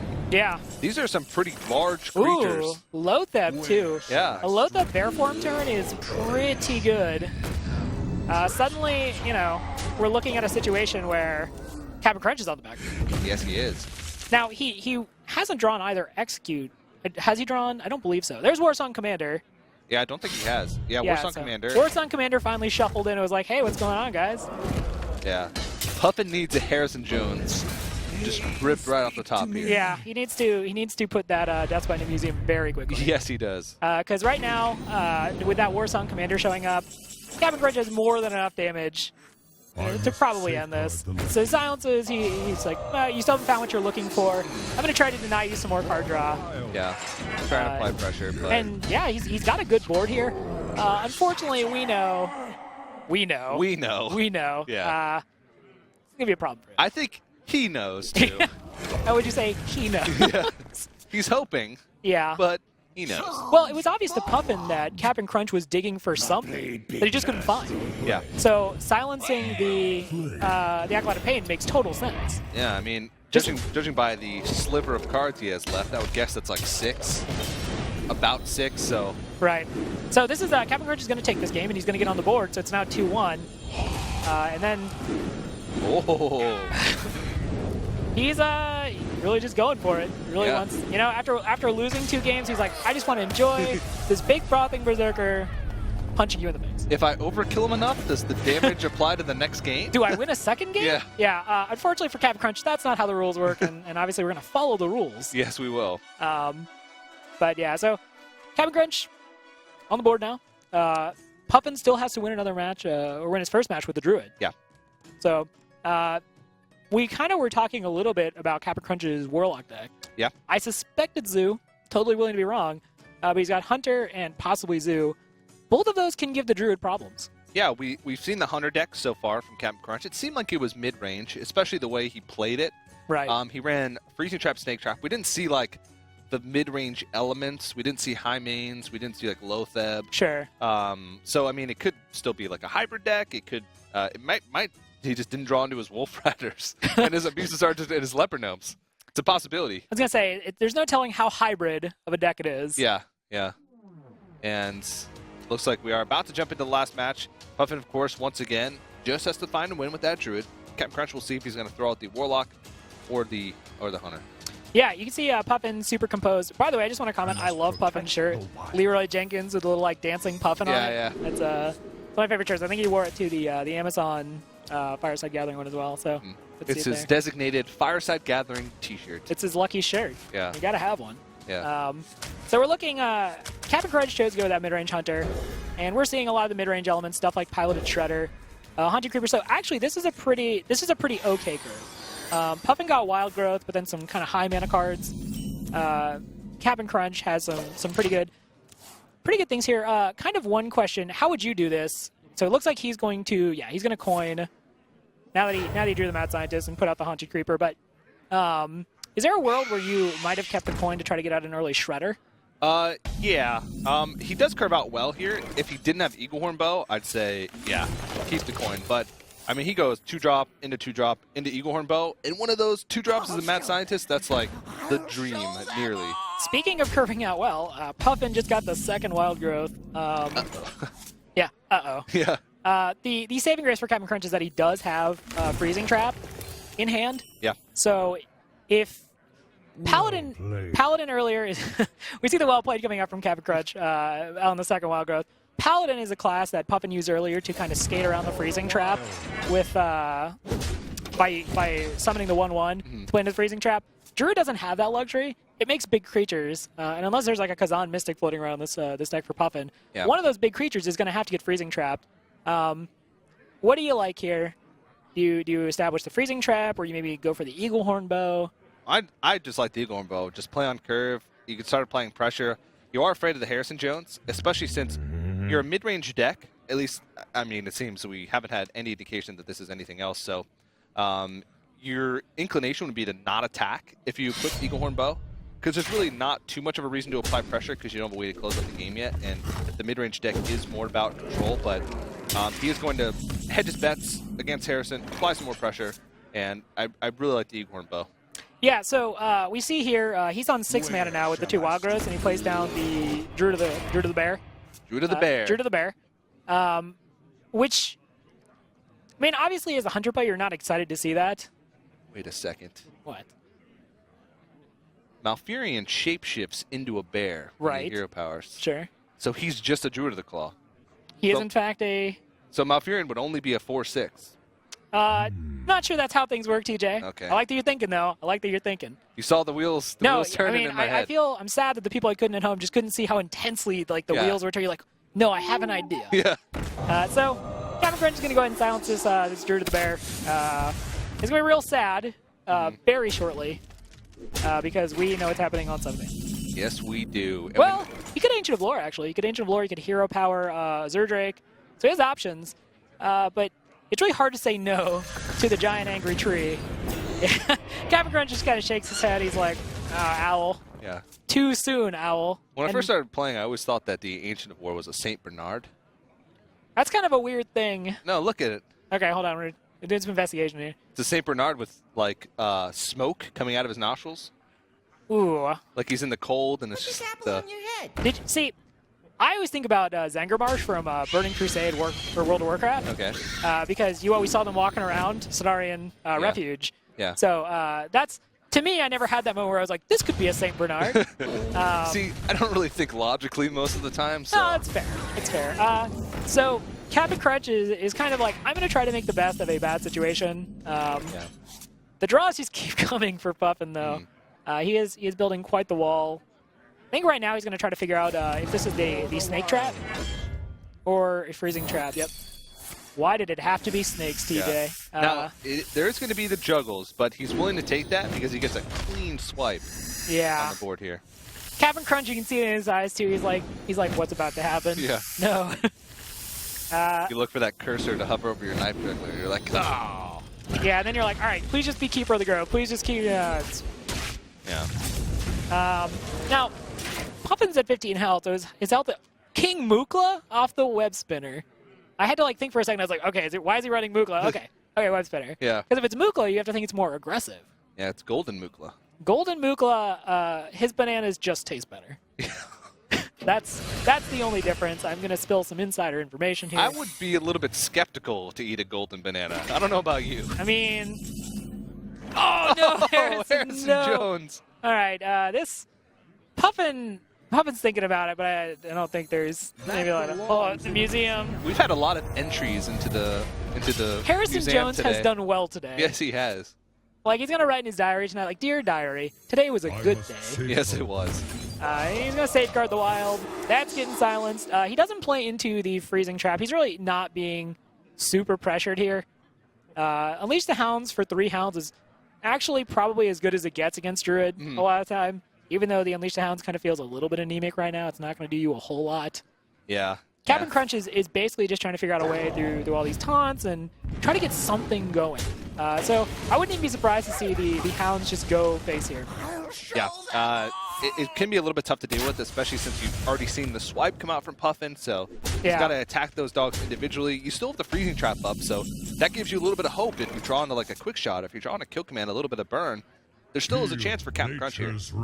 Right, and he's going to look to bounce the Keeper of the Grove here, it looks like, into the freezing trap. Which is, I mean, it's not the end of the world. The Keeper of the Grove at this point, like, is not super severe. Yeah. On the other hand, something that is not great for Captain Crunch would be... Yeah, and Puffin also has Ancient of Lore followed up to heal. Puffin's got a lot of Ancients, yeah. Yeah, he does. Yeah. So this deck definitely feels like it was kind of created to deal with stuff like Hunter or maybe Patron Warrior. Yeah. Kind of some of the more popular things. There's the second bow. We know for a certainty that bow will not end up in a museum. That said, doesn't really do a whole lot against a 5/10 tree with taunt. Puffin could be running the Ooze. I've seen a lot of players who want to target Hunter and Patron throwing the Ooze in the Druid deck. Well, even if he doesn't, that St. Bernard is so big. Yeah. Like, who let that St. Really Bernard is. on the board? Yeah, he doesn't have that bottle around his neck, though. No, he's not. That's the one thing that made me second guess. Yeah. That's a St. Bernard. Oh, wait, he doesn't have the bottle. You know, they're not just born with the bottles. Like, they don't just have that, TJ. I want to be the one to tell you that. So, another trap here. Gotta think it's probably Freezing Trap. It might. Oh, if it's Freezing Trap and Harrison goes back. You guaranteed me. No. You lied to me, Rob. I was kidding. It was all a trick. But if you see the Harrison Jones go back into the hand, and do you play the Eagle? Oh. Yeah. Dear Diary, today was an even better day. So he's just going to heal because he doesn't even need cards.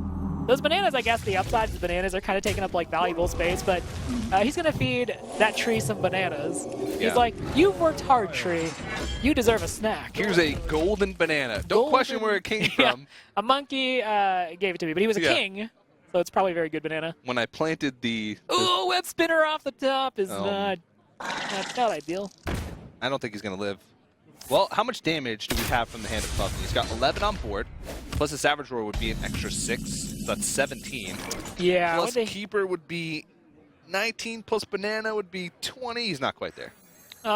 He could call for a house call from the good doctor.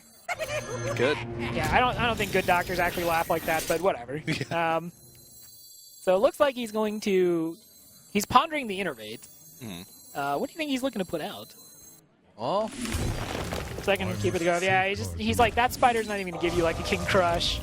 Yeah, I wouldn't be surprised if he even just kills it to like get rid of the possibility of a kill command, maybe keeping Captain Crunch in the game for one more turn. And I mean, I don't just see anything that Captain Crunch can draw, and you can see him. Deathwing. Yeah. Oh, Savannah Highmane, where were you? Savannah Highmane, like the 5 war turns song too goes- late. Savannah Highmane, the game started an hour ago. Don't know what you were doing. So the well played comes out from Cap'n Crunch. Puffin's going to take a 3-1. Cap'n Crunch played really, really hard. Yeah. This didn't really, I don't know, that Savannah Highmane showing up that late into the game is not quite what you want. Yeah. So Puffin is going to move on to the finals to face off against Timitim. Yeah, so this will be kind of interesting. Timitim obviously very much kind of represents like the new guard. Yeah. Like I'm trying to come in, and this is my first time in like a big tournament Yeah. setting. Puffin, as we've said before, Puffin, is no stranger to competitive play. Yeah, indeed. And of course, big shout out to Captain Crunch as well. He played well throughout the qualifier and today. He does good work in his community back at home to organize Fireside Gatherings, and I really like to see those kinds of players in the community. So Yeah, no, Cap'n Crunch played really well. Very nice guy. Great time getting dinner with him last night. yeah, And to make it this far, like to make it to the semifinals of the Fireside Gathering Championship. Yeah. That's nothing to be sad about. yeah, getting Very good job. trip out to California. He'll go home with some prize money as well. So big shout out to him. But we only have one more match left to go today. It's the finals between Timitim and Puffin. That's Yeah. come all this way, all this way. Yeah, I'm very excited to see it. Timitim, not to say anything about how Kevin played, but Timitim played very crisp, Yeah. very sharp play. Like you can tell he's really in the zone for playing Hearthstone right now. He just how quickly he pulled out those lethals as patron. Druid. He clearly understands his decks. He knows what he's looking for, and like I said, Puffin has a lot of experience, so it's going to be a very fun finals. Yeah, Puffin was has been around the scene a long time, like you said. Tim, we were talking to him. He said he wants to start competing in more tournaments outside of Fireside Gatherings. He said Fireside Gathering sort of gave him that a little bit of taste of the tournament life, and he wants to start competing. So I like how this finals was set up. Yeah, it's a great story. I think being the 2015 Fireside Gathering champion would be a good way to get into tournaments. Yeah, Yeah. definitely. And there has been a little bit of a fun thing going on in Hearthstone for the past couple of days with the new Tavern Brawl. Yeah, the Tavern Brawl that came out Wednesday has a bunch of cards from the Grand Tournament in it. It's Mage versus Hunter, kind of Inspire versus Joust. Yeah. See which is mightier. So with the Grand Tournament coming up, we're actually going to do a little bit of a show match between Rob here and Frodan. Yeah, it's time to finally just, bury the hatchet between myself and Frodan. Yeah. Yeah. It's going to be a pretty fun one. Give you guys a little bit of taste of some of the cards for those of you who haven't had a chance to experience much of the Tavern Brawl yet. It's really exciting, really fun. Yeah. It's fast, it's fun. It's fast, it's fun. Yeah. I'm very excited to hopefully. I want Hunter. Yeah. I love getting the giant North Sea Krakens and just like slamming down the giant beasts. So that's what I'm hoping for. We'll see what's in the cards. And before that happens, and before the finals of the day as well, I believe we do have Dan standing by with the interview, so let's send it over to him. That's right, Robert. Your time will come. But for now, the moment's about Puffin, who was able to take the series 3-1 over Captain Crunch. So, Puffin, there were some moments where it looked really scary. I think the moment that calls out to me was the fact that you almost missed the opportunity to kill your opponent with that patron. What happened there? So I was expecting him to do a patron turn at some point, and then I was hoping to just one-shot kill him. And when he filled the board there, I figured I had to go for it or I was going to lose. But when I drew the cards with the Battle Rage, the Whirlwind kept overlaying the Ghoul, and I needed to get it out. And I thought I almost missed it because I was trying to grab it and I couldn't get a hold of it. But eventually the animations finished through, and I was able to get the play through. Yeah, I was really worried because I didn't want you to have all the, front page and the big forum posts like, no, another person, another victim to the Grim Patron animations, because sometimes it does end up getting in the way because there's so much going on there. Let's go ahead and take a step back because overall the series did end up going to plan. Why did you end up bringing Paladin, a class that people aren't necessarily bringing very commonly to some of these lineups? So I did scouting on my opponent, Captain Crunch, and I noticed that he was running Hunter and Zoo and Patron, and I figured mid-range Paladin is pretty good against that lineup, and it worked out in my favor. When I queued it into his match first, he was probably surprised because he probably was expecting aggro Paladin, and I haven't played a lot of Paladin on stream or anything, so it wasn't like they can get a scouting advantage on me on that. So I just kind of wanted to bring it as a surprise factor. Do you feel like mid-range Paladin's in a good spot? And how excited are you for the Grand Tournament releasing some Paladin love? I definitely think in a Conquest setting, it's pretty strong. And even on ladder, in certain moments, it can be very effective. And I'm super excited for the Grand Tournament. I think Paladin's getting one of the strongest cards in the Tuskar. And I'm definitely excited to play that, in addition to all the new secrets and cards that play off of the secrets. Do you feel like a sense of burden because you are one of the most recognized people here at the event?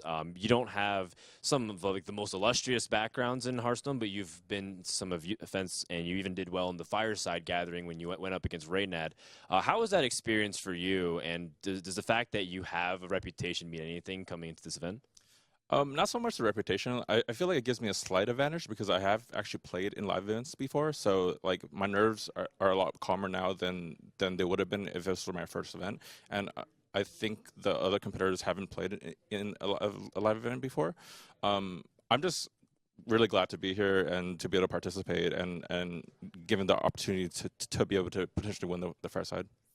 Do you feel like you have to represent? Because generally speaking, Southern California has always been known to have some of the best gamers in the country. So you're like, I got to represent my region and make sure I do well. Oh, yeah, for sure. I mean, I'm definitely repping Southern California. I'm also repping like North America. So it's kind of a fun thing to add extra incentive to win. Well, I guess the last thing is, how do you feel going up against Timitim? I mean, you've been able to watch some of his games. Do you feel like you can take it here and be able to continue the dream run through the Fireside Gatherings? I think I have a pretty good chance. The deck of his that worries me the most is Rogue because it's a pretty good matchup against pretty much all of my decks. Patron's probably like the most even, I suppose. But beyond that, if he happens to get that win off the Rogue, hopefully I can pick off wins against his other decks. So. All right. Well, congratulations, Puffin, and good luck in the finals. And that's going to lead us to our next break. But before we go into our grand finals, we are also going to have a special show match. As you saw, me and Robert Wing, the community representative from Blizzard, will be playing a Tavern Brawl. So if you enjoyed seeing some shenanigans for the card reveal stream, that's right, the Frodan misplays are back up on stream, coming up next, so stay tuned. Hello, everybody, and welcome back to the Fireside Gathering Championship. We have a little bit of a fun thing in store for you guys today. Of course, if you've been playing Hearthstone over the past week, you've probably seen the new Tavern Brawl with some of the Grand Tournament cards. And today we have Frodan as well as Robert Worthen Wing from Blizzard, who are going to be battling out in a show match to decide who is the champion of the Tavern Brawl. Now, I'm going to move over here to Frodan. Frodan, what do you think your chances are against Rob? Well, I've actually loaded up a few games of Tavern Brawl, and as you can tell, I have an illustrious 6 wins, so I went above and beyond the Call of Duty to get my pack this week. So I'm feeling pretty confident as long as I can get the Mage. I feel it's pretty good, too, because Robert wants the Hunter because he doesn't like winning. So I think my chances are extremely favored.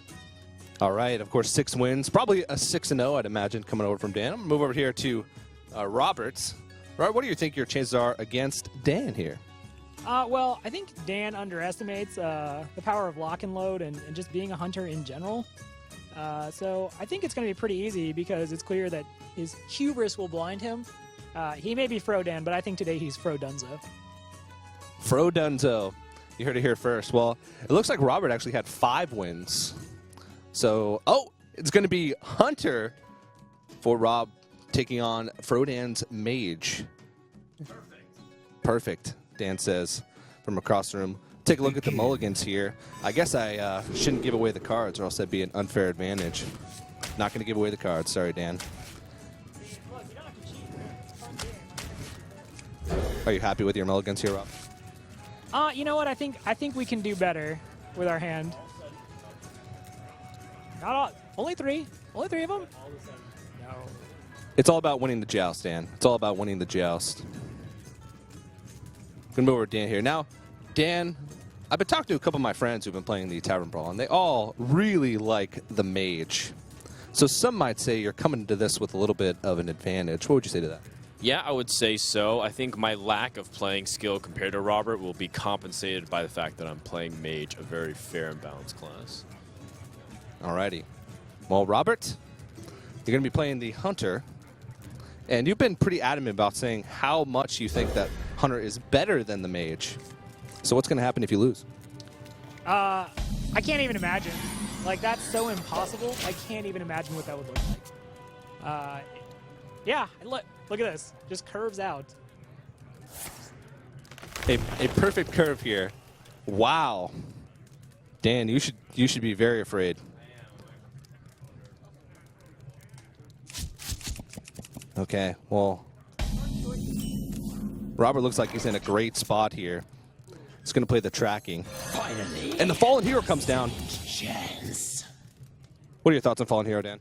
I think Fallen Hero is really cool.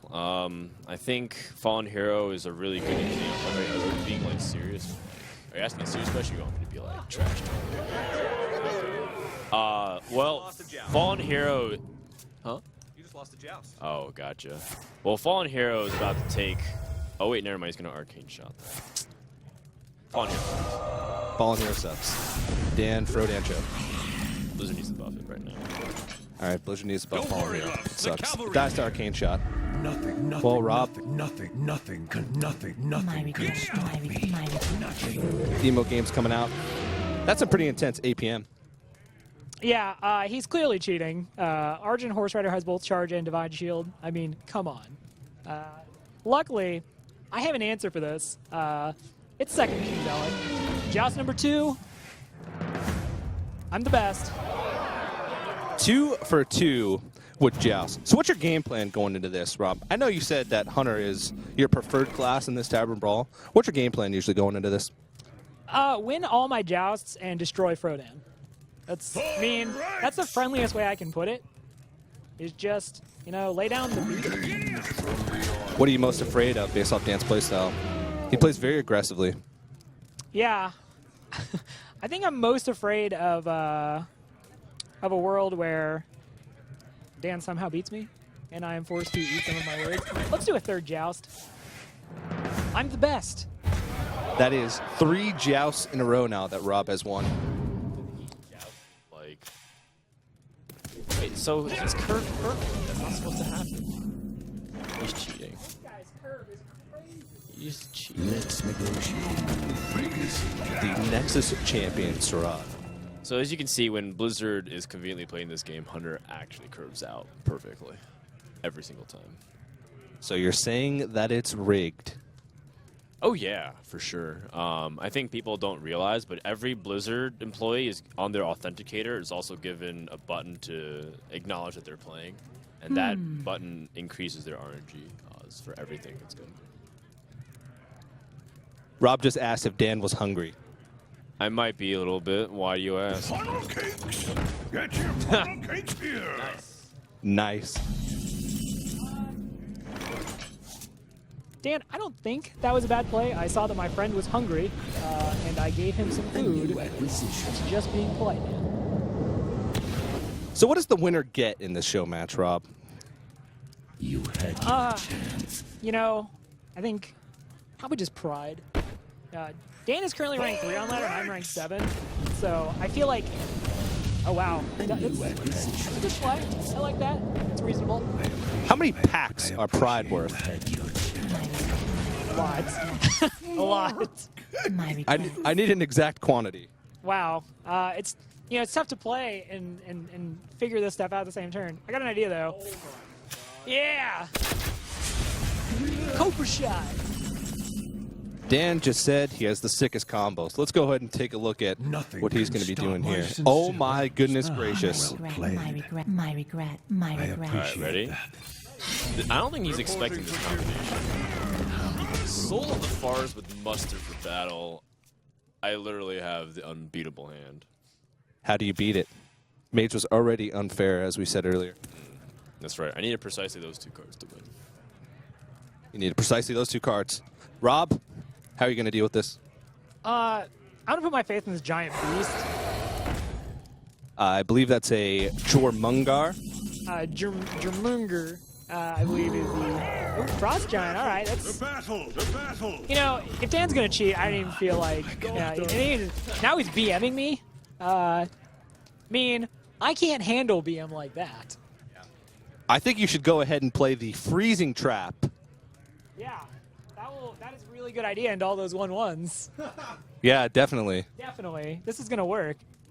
Got an idea. It's super high value because, I mean, it's going to turn into a 2/2 anyway. What to do? There you go. All right, Dan's beckoning me over. Beasts obey me. Why is Robert so solid? This is the game that he created, right? I'm just using the tools that he gave me, and now he's mad. Yeah, he himself. He was responsible for the captured Jormungar. It's always Huffer. Oh, you're just going to go face. Just going to go face. Dan, I really want to get your thoughts on Ram Wrangler. Serious question. Serious question. I think it's amazing when it works well, but if it, like, I've had too many games where it didn't get any value and it was just really bad. You can imagine the games where, like, you just drop Antique Healbot and it doesn't do anything. It's like, that's kind of what it is. It's a 3/3. Yeah. Have you ever gotten King Crush? No, I've not.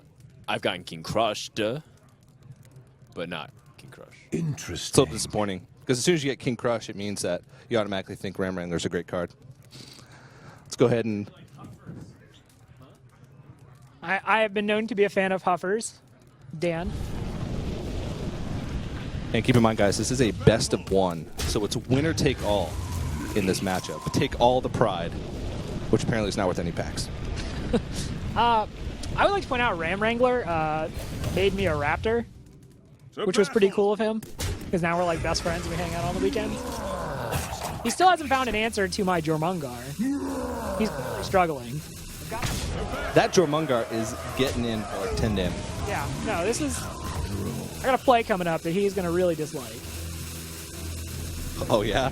Uh-oh. Dan is about to get comboed to oblivion right now. You know what turn it's coming up, Dan. Turn 9's coming up. Turn 9 is coming up. All right, I spent half the turn talking to TK.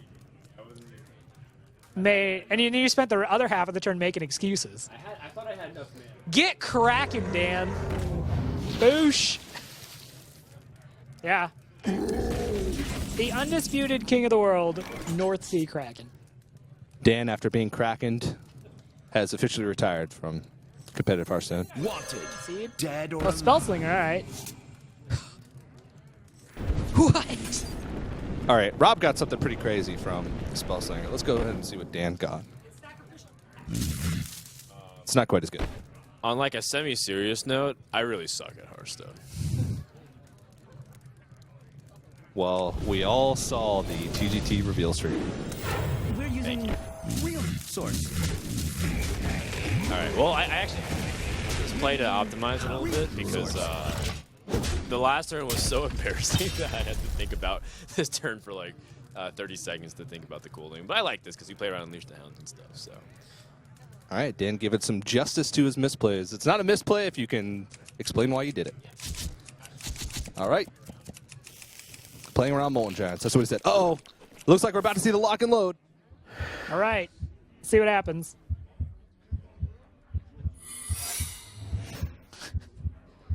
All right, that's not quite what I need. It's a good thing you have the freezing trap up. Yeah. He'll never suspect this. All right, how much? Let's do some math here. Probably should have counted this before. But all right. Do it.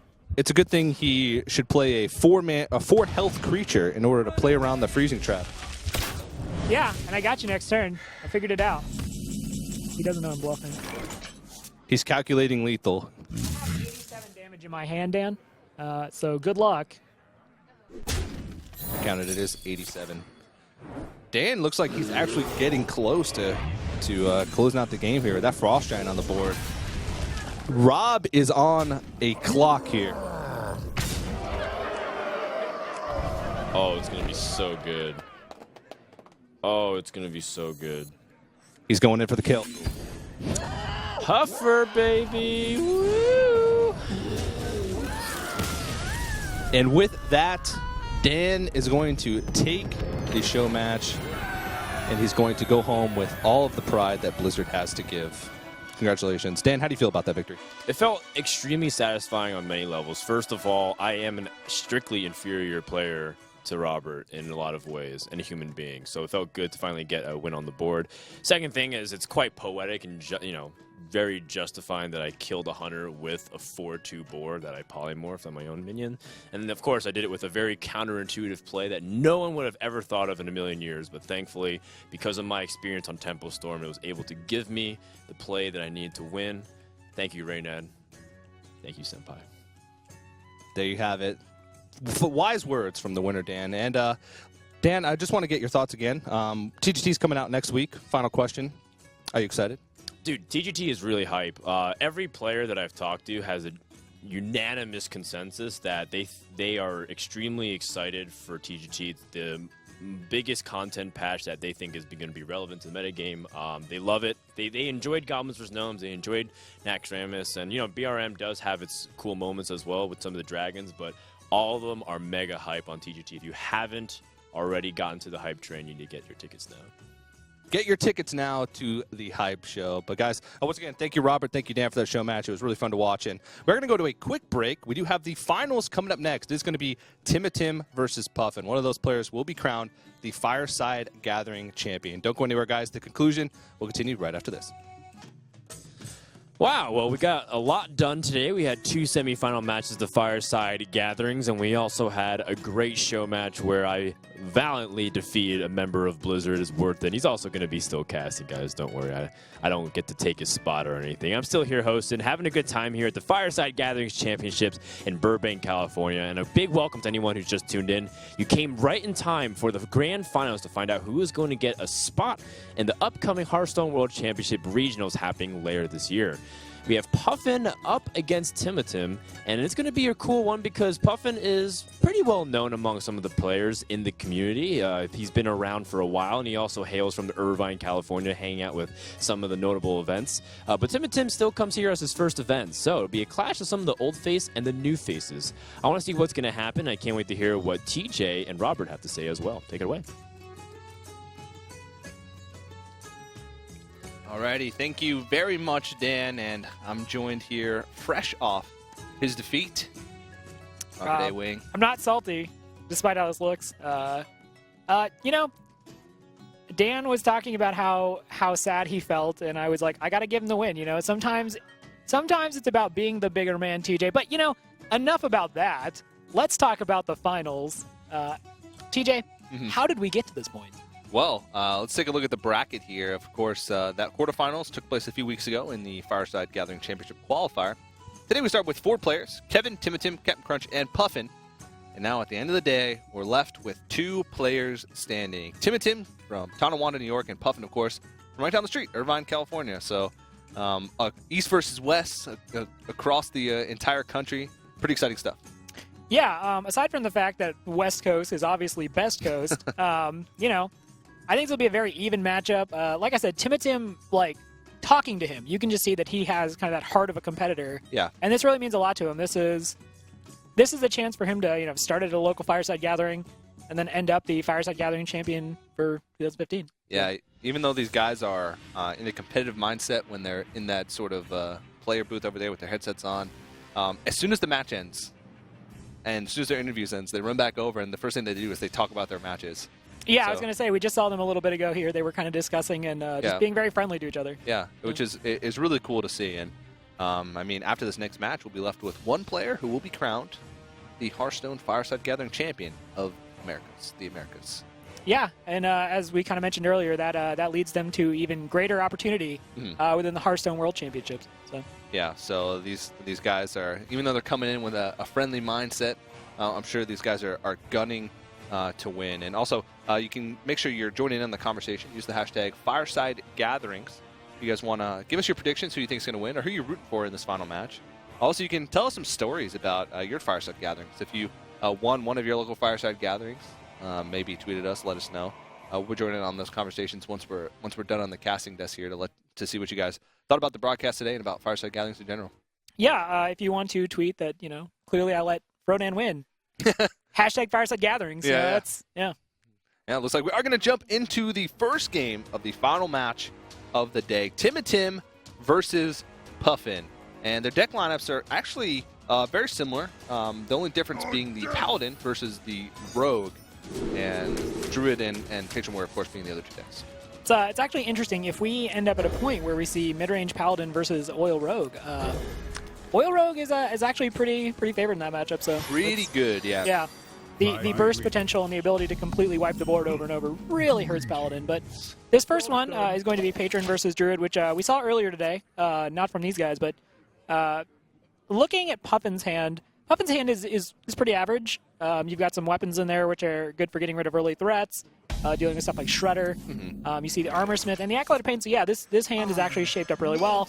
Puffin just goes ahead, throws out the Armor Smith. His way of saying hello to Tim. Yeah. Armor Smith is going to build me some armor. Tim's hand is really good. Really, really good. Yeah. So I guess you would Wild Growth here. I don't know. This is actually one of those things I as a Druid player, constantly run into where I'm like, all right, I could play a Shredder, or I could just go right to trying to get that Thorsan. Like, yeah. What do I do? Zombie Chow can sometimes be a little bit of a liability in the late game. Yeah, definitely, especially against Patron. You do not want to throw it down past like turn 7. Yeah, I wouldn't be surprised if we see something like a here the Innervate Shredder into like Zombie Chow Wild Growth. And that just plays on curve really well. Yeah, and then all of a sudden you coin out Thorsan on the following. Armor Smith Mirror Match. Well played. Yeah. Strike. Basically, Tim is so impressed by Puffin that he's like, let me also play an Armor Smith as a Druid. So that Armor Smith is kind of interesting as far as the wide range of possibilities go for what you can get off a Shredder. Yeah. It's obviously very solid, but it's not necessarily like the 3-2 like Bloodfen Raptor or something that puts a lot of pressure on the board. Yeah. It'd be interesting to see if this armor that he's going to potentially get from Armor Smith really pays off. Yeah. You know? It's sort of average stats. I mean, you look, 5 combined power is sort of like a little bit above average from what comes out of a power Shredder usually. So that combined with the armor makes it pretty good. Yeah. Puffin is going to have options here as far as what he wants to do. He draws a Thorsan off the top. So in 2 turns, he's going to have the ability to drop down that Emperor. Right now, kind of looking at what he has. So he's looking like he's going to get rid of that Zombie Chow and put down the Acolyte of Pain, which is fine. Continues to put stuff on the board. Has Druid answering threats.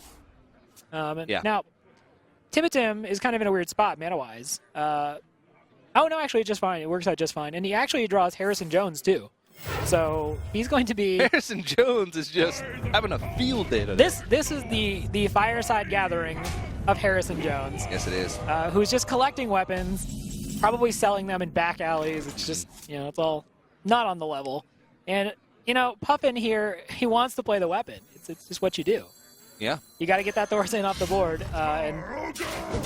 Oh, wow. So, okay. That's a lot of resources used. And he executes, yeah. So he used a lot of stuff there. Breaking this weapon, though, maybe doesn't feel super good because of the Armor Smith and the Acolyte of Pain. Yeah, but at the same time, I mean, you have to. You got to do it, yeah. Like, there isn't a world where you don't do it. It just doesn't feel as nice and clean as maybe something Harrison Jones and Effie would feel. Right. So, and he's also, he's going to draw those cards. He gets an Unstable Ghoul. Shade of Naxxramas comes out, so this is fine. Yeah, and Emperor Thorsan could be played. Yeah, if he plays Emperor Thorsan, he doesn't deal with the Harrison Jones. And Harrison Jones just trades into his Emperor. And he's really not hitting many good targets. He's only 3 cards he's hitting with Emperor Thorsan, which you have the potential to do so much more with that card when you're playing Patron Warrior. So, yeah, and that's something you kind of have to always be mindful when you're playing as Patron. Yeah. Is kind of like, there's a temptation, and I run into this a fair bit, where I just want to play down the Thorsan because it's like, play down Thorsan, that's a good card. But sometimes there are times where you have better opportunities And right now, he's actually kind of trying to hedge into getting 2 more draws off the Acolyte, Yeah. which plays right into that plan of using Emperor Thorsan later on to get that massive value spike. Yeah. And, Timotim doesn't have necessarily the greatest answer to this Unstable Ghoul. Unstable Ghoul is going to get some value. Yeah. And also it's going to draw Puffin another card. He is curving into Dr. Boom, and I mean, we talked about it earlier. Pressure is the way that you get through this matchup, and Timotim has cards to apply a lot of pressure. 5-mana Force Nature opens up a lot of things as well. All of a sudden, your combo becomes 15 damage if it's on turn 10 because you can fit in a hero power after the Saboteur. So interesting draw here for Puffin. The Whirlwind's actually pretty clutch. Oh man! Yeah, Look at that. Whirlwind into Execute. Was this his first or second Execute? I actually can't remember. It was the second execute. He executed the Emperor Thorsan. So. Right, so... Oh, 2 4-damage bombs, though. That's pretty nice. Let's see what he gets here. Yep, so just a Battle Rage for now. Not super useful. Just safer to get rid of that 7-6. Don't want him hanging around, but just completely clears out what was a very menacing-looking board. Yeah, it was starting to look a little bit scary. He also draws into a little bit more cycle as well with the Slam plus the Battle Rage, so... Ooh, Blood Mage Thalnos in this Druid deck. Wow. That is a very, very interesting card. Yes, it is. It allows you to get a little bit of extra damage on Wrath and swipes. You can, all of a sudden, if you play him on turn 4, you can use Wrath to cycle for 2 damage. Right. Or a swipe. It's super powerful because you get so you sort of double dip in the spell power because you get the 4 damage put to 5 and then the 1 damage put to 2. Yeah, you can kind of see here, Puffin's starting to kind of get into that draw engine. He briefly thumbed over like he wanted to play Thorsan, but then he realized that the Wounded Ancient of Lore would just trade right into that. Yeah. So, he's still building a situation where, Emperor Thorsan is going to get a lot of stuff for him. Yes, So it is. It's not bad here. Now, Lotheb is a very interesting card, specifically where it pertains to Patron, usually because you're expecting to see like Whirlwinds and Battle Rages and a lot of spells that cycle you to cards. On this time, maybe now is the time to play Thorsan. Yeah. All right, so here's the tech card from Puffin thrown in here, the Harrison Jones. Yep. We saw earlier that Captain Crunch had a Brawl in his Patron deck, so looks like multiple players here really expecting a lot of mirror matchups. Not just that, too, but I also think right now on ladder, a very aggressive Paladin deck is very popular. Yeah. Their Rogue still shows up, so Harrison Jones feels like one of those tech cards where it's like, the odds of you not getting some value from it are pretty low. And realistically, because it's a 5-4 and it can trade into Lothebs and Thorasans, like it still has a value as just a vanilla 5-4. Yeah. So we kind of saw this way back then. Oh, so Timotim has combo, which isn't going to be enough here, I don't think.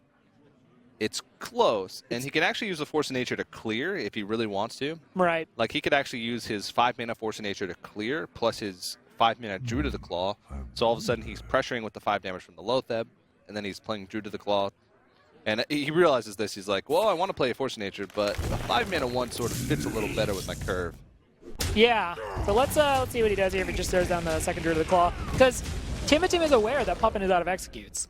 So Yeah. his ability to deal with kind of these big Druid creatures is very, very much hamstringed. I wouldn't be surprised if he even just goes ahead and charges this Druid of the Claw. Cat is for fight. It's well known. Cat is for fight. Yes. So we'll see if he just starts brawling Yeah. with the cat. I'm a big fan of charging the Druid of the Claw. I mean, you said he's out of executes. Yeah. Maybe that extra health will mean a lot, Ooh, but cat mode. there we go. Meow. Yeah, now all of a sudden, Well, I don't think it's... If he takes a 4 damage, he goes down to 16. He can armor back up to 18. I think if you're Puffin, though, you're also aware that you probably want to put down Unstable Ghoul. Maybe. Although it looks like...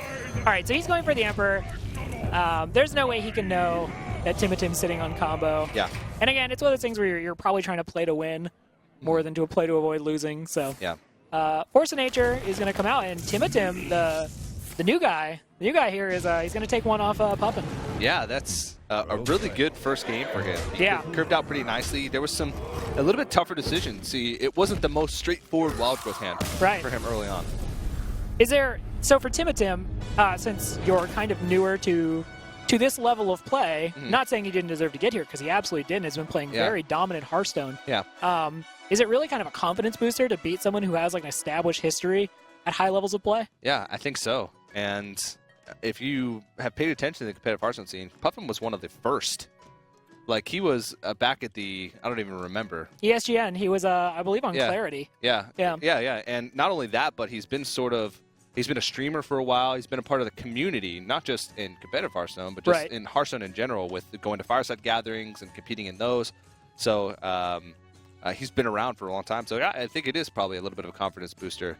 Puffin is also one of those players who, he doesn't just take deck lists that already exist and just kind of copy them card for card. Yeah. He's very fond of switching out cards to kind of fit his build. And, we saw in Patron, he had Harrison. Yeah. He's a big fan of those kind of tech cards that he feels kind of gives him the leg up in matchups. And I'm very curious to see how that ultimately serves him here. Timitim seems like the same kind of person, though. Throwing in the Blood Mage Thanos and the Druid with Cenarius, which is a card that isn't played that much anymore because the 2/2s with Patron Warrior, it's a little bit of a liability. Right. Also, the Goblin Auto Barber in his Rogue is also a little bit, it's not quite as like, oh, this is my thing. It is my thing. My thing. My Auto Barbers. I like that, TJ. I like that. That's what it should say when it comes down. Like, I'm an auto barber. Yeah. Oh, there. So it looks like here it's time for everyone's favorite Patron Mirror. Patron Mirror. This is the third one of the day. So yeah, if there's one thing we've seen a lot of, it's Patron Mirrors and Harrison Jones. Yeah. So we obviously know that Puffin is running Harrison Jones. So that could give him a little bit of an advantage if he draws into it in a timely manner. Yeah. Well, what we kind of saw last game was Timitim got the wild growth. He got into those bigger things early that just allowed him to keep dictating tempo. Yeah. And there was never a point where he stalled out. Like, he just kept pushing for damage. That's a very, very intelligent way to play it. Yeah. And I'm curious to see if he kind of keeps that same style with the Patron Mirror. Like, yeah. Do you just, maybe on turn 4, do you equip the Death Spite and just start bashing in face looking at the hand he has right now? Yeah. Like, yeah. But, I mean, obviously you open yourself up to Harrison at that point. And Puffin exposed the fact that he's running Harrison. This is very interesting. A lot of moving pieces to this specific version of this mirror match. Yeah, Puffin does draw into the second Death Spite, so he's going to feel a little bit better about throwing the first one into like an unstable pool and an Armor Smith. Right. At the same time, 4 damage on an unstable ghoul does Smith. Draws a Battle Rage. That's not super, super attractive because he's undamaged. So he's going to equip that Axe like we were talking about and start going. He's like, Puffin, the clock's ticking. Start going. Start going. Yeah, so Gnomish Inventor, probably, I mean, you could shield block. Doesn't really play on curve. Yeah, so draw more cards. The Patron MO, draw cards. Yep. Just draw more. Now, Puffin has a lot more cards in hand than Timitim. Timitim's got this weird hand where he's got all the like major things you need at the end of the game. At the end, yeah. Right? Like, he doesn't really have he could draw 1 card off Battle Rage, and he can't even, he's going to do that. But he can't even damage himself to draw more cards. He's got Slam, so he's getting some draws. Frothing Berserker. Yeah, he's really just like, in 10 to 11 turns. He's got all the combo pieces. Timitim's going to just whip out a bunch of damage. Right now, a little problematic. Puffin keeps drawing cards, but he's kind of in his opposite predicament, where a lot of his are like kind of weird utility pieces. Yeah. He doesn't have like the clear Thaurissan or something that kind of, just seems like the obvious play. He's in that weird stage as a Patron player where you're just like making decisions that aren't super intuitive. Yeah. And so he shield blocks here, gets some armor. Hey, give me a minute. Gets that Armor Smith off the board, doesn't expend his axe. I don't believe Timitim has shown having a Harrison in his deck. So At least not what we've seen. yeah, so shield block. They're both going for that shield block tech, which I talked about earlier, which is very much indicative of a Patron is a deck that, like, one of the best ways to beat it is just to face it down really quickly and just keep putting pressure on it. Yeah. Shield block allows you to kind of deal with some of that pressure and mitigate some damage, obviously. There's Puffin. Puffin, that's what he's looking for. Well, look at that. That is the right-on-time Emperor Thaurissan. The alarm clock went off at 7. He's in the office at 7:30. Yeah. He's discounting your cards by 7:45. Coffee at 8. Yeah. Like, that is a super productive Thaurissan. And Timitim's kind of making that face that suggests, like, well, that's not what I wanted to see. And, he can obviously see that Puffin got it right off the top of the deck. Yeah. So He's going to go and try and poach Puffin's Thorsan. he's like, hey, maybe you can work for me. Yeah. I mean, I can offer you 2 Frothings.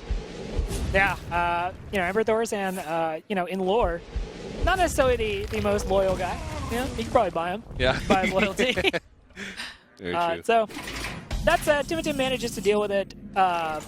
It's kind of an awkward situation for both players because Tim has managed to deal with the Thorsan, which is good, but he still doesn't have his players are very much like we may see a turn where he just plays down Patron and swings with the axe.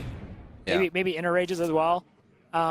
Puffin has a lot of discounted cards, but again, it's a lot of the utility cards. Yeah, sometimes those utility cards can be really good, though. I mean, he's got 2 0-mana Whirlwinds. Which would be great. He actually has, he has 2 Warsong commanders that are discounted, and he has Frothing. Yeah, free Whirlwinds, Inner Rage. Now, that said, Tim is at a very healthy life total of 43. Yes. So the Frothing and Warsong double Whirlwind thing, probably not what he wants to do. But he's got to obviously do the math, and you can see Puffin kind of mental calculator. Ooh. Yeah, so he's thinking about just swinging and... He's trying to calculate if he can lethal 3 turns. Right. Like if he can swing this turn, swing the next turn, equip another lethal axe, the next turn. Yeah.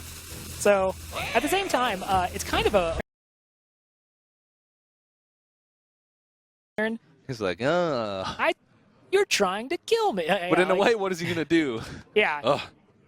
Well, exactly. Now, he can shield slam this ghoul. He could. That would have been really great last turn to deal with the Thorsan. Yeah. Although, to be fair, nothing of real value was lost in getting rid of the Thorsan, so it's just an execute. And again, it's about you expect to use it on. That's actually a really high priority target. Would be Thorsan for an execute. So in this matchup. This is unfortunate for Tim. I think it feels kind of unfortunate for both. Well, there's a patron, so. That's a lot of damage, but I don't think he's quite there. Yeah, I think Puffin's just considering putting down that patron and just being like, well, let's make a lot of patrons, see if he has an answer. To be honest, he might be going a little too ham here. I guess that's sort of unfair to say because it hasn't been that long. He hasn't seen Emperor Thorsan. We saw a player get punished earlier for playing a lot of patrons this late in the game because if your opponent all of a sudden has Frothing Berserker, you already have a Whirlwind effect on the board for them to use. So it could be a little bit dangerous, but I think it's definitely an aggressive line that I don't know if he's really going to get punished for. Well, at some point, you have to just win. You have to do damage somehow. And that's what we were talking earlier about the high-level decision-making in this deck, right? Puffin could have waited, but he's kind of already at maximum cards. And here we see this blade's starting to get real thirsty. Now, Tim earlier, he reacted similarly with very, very quick timing, and he kind of just knew what was happening.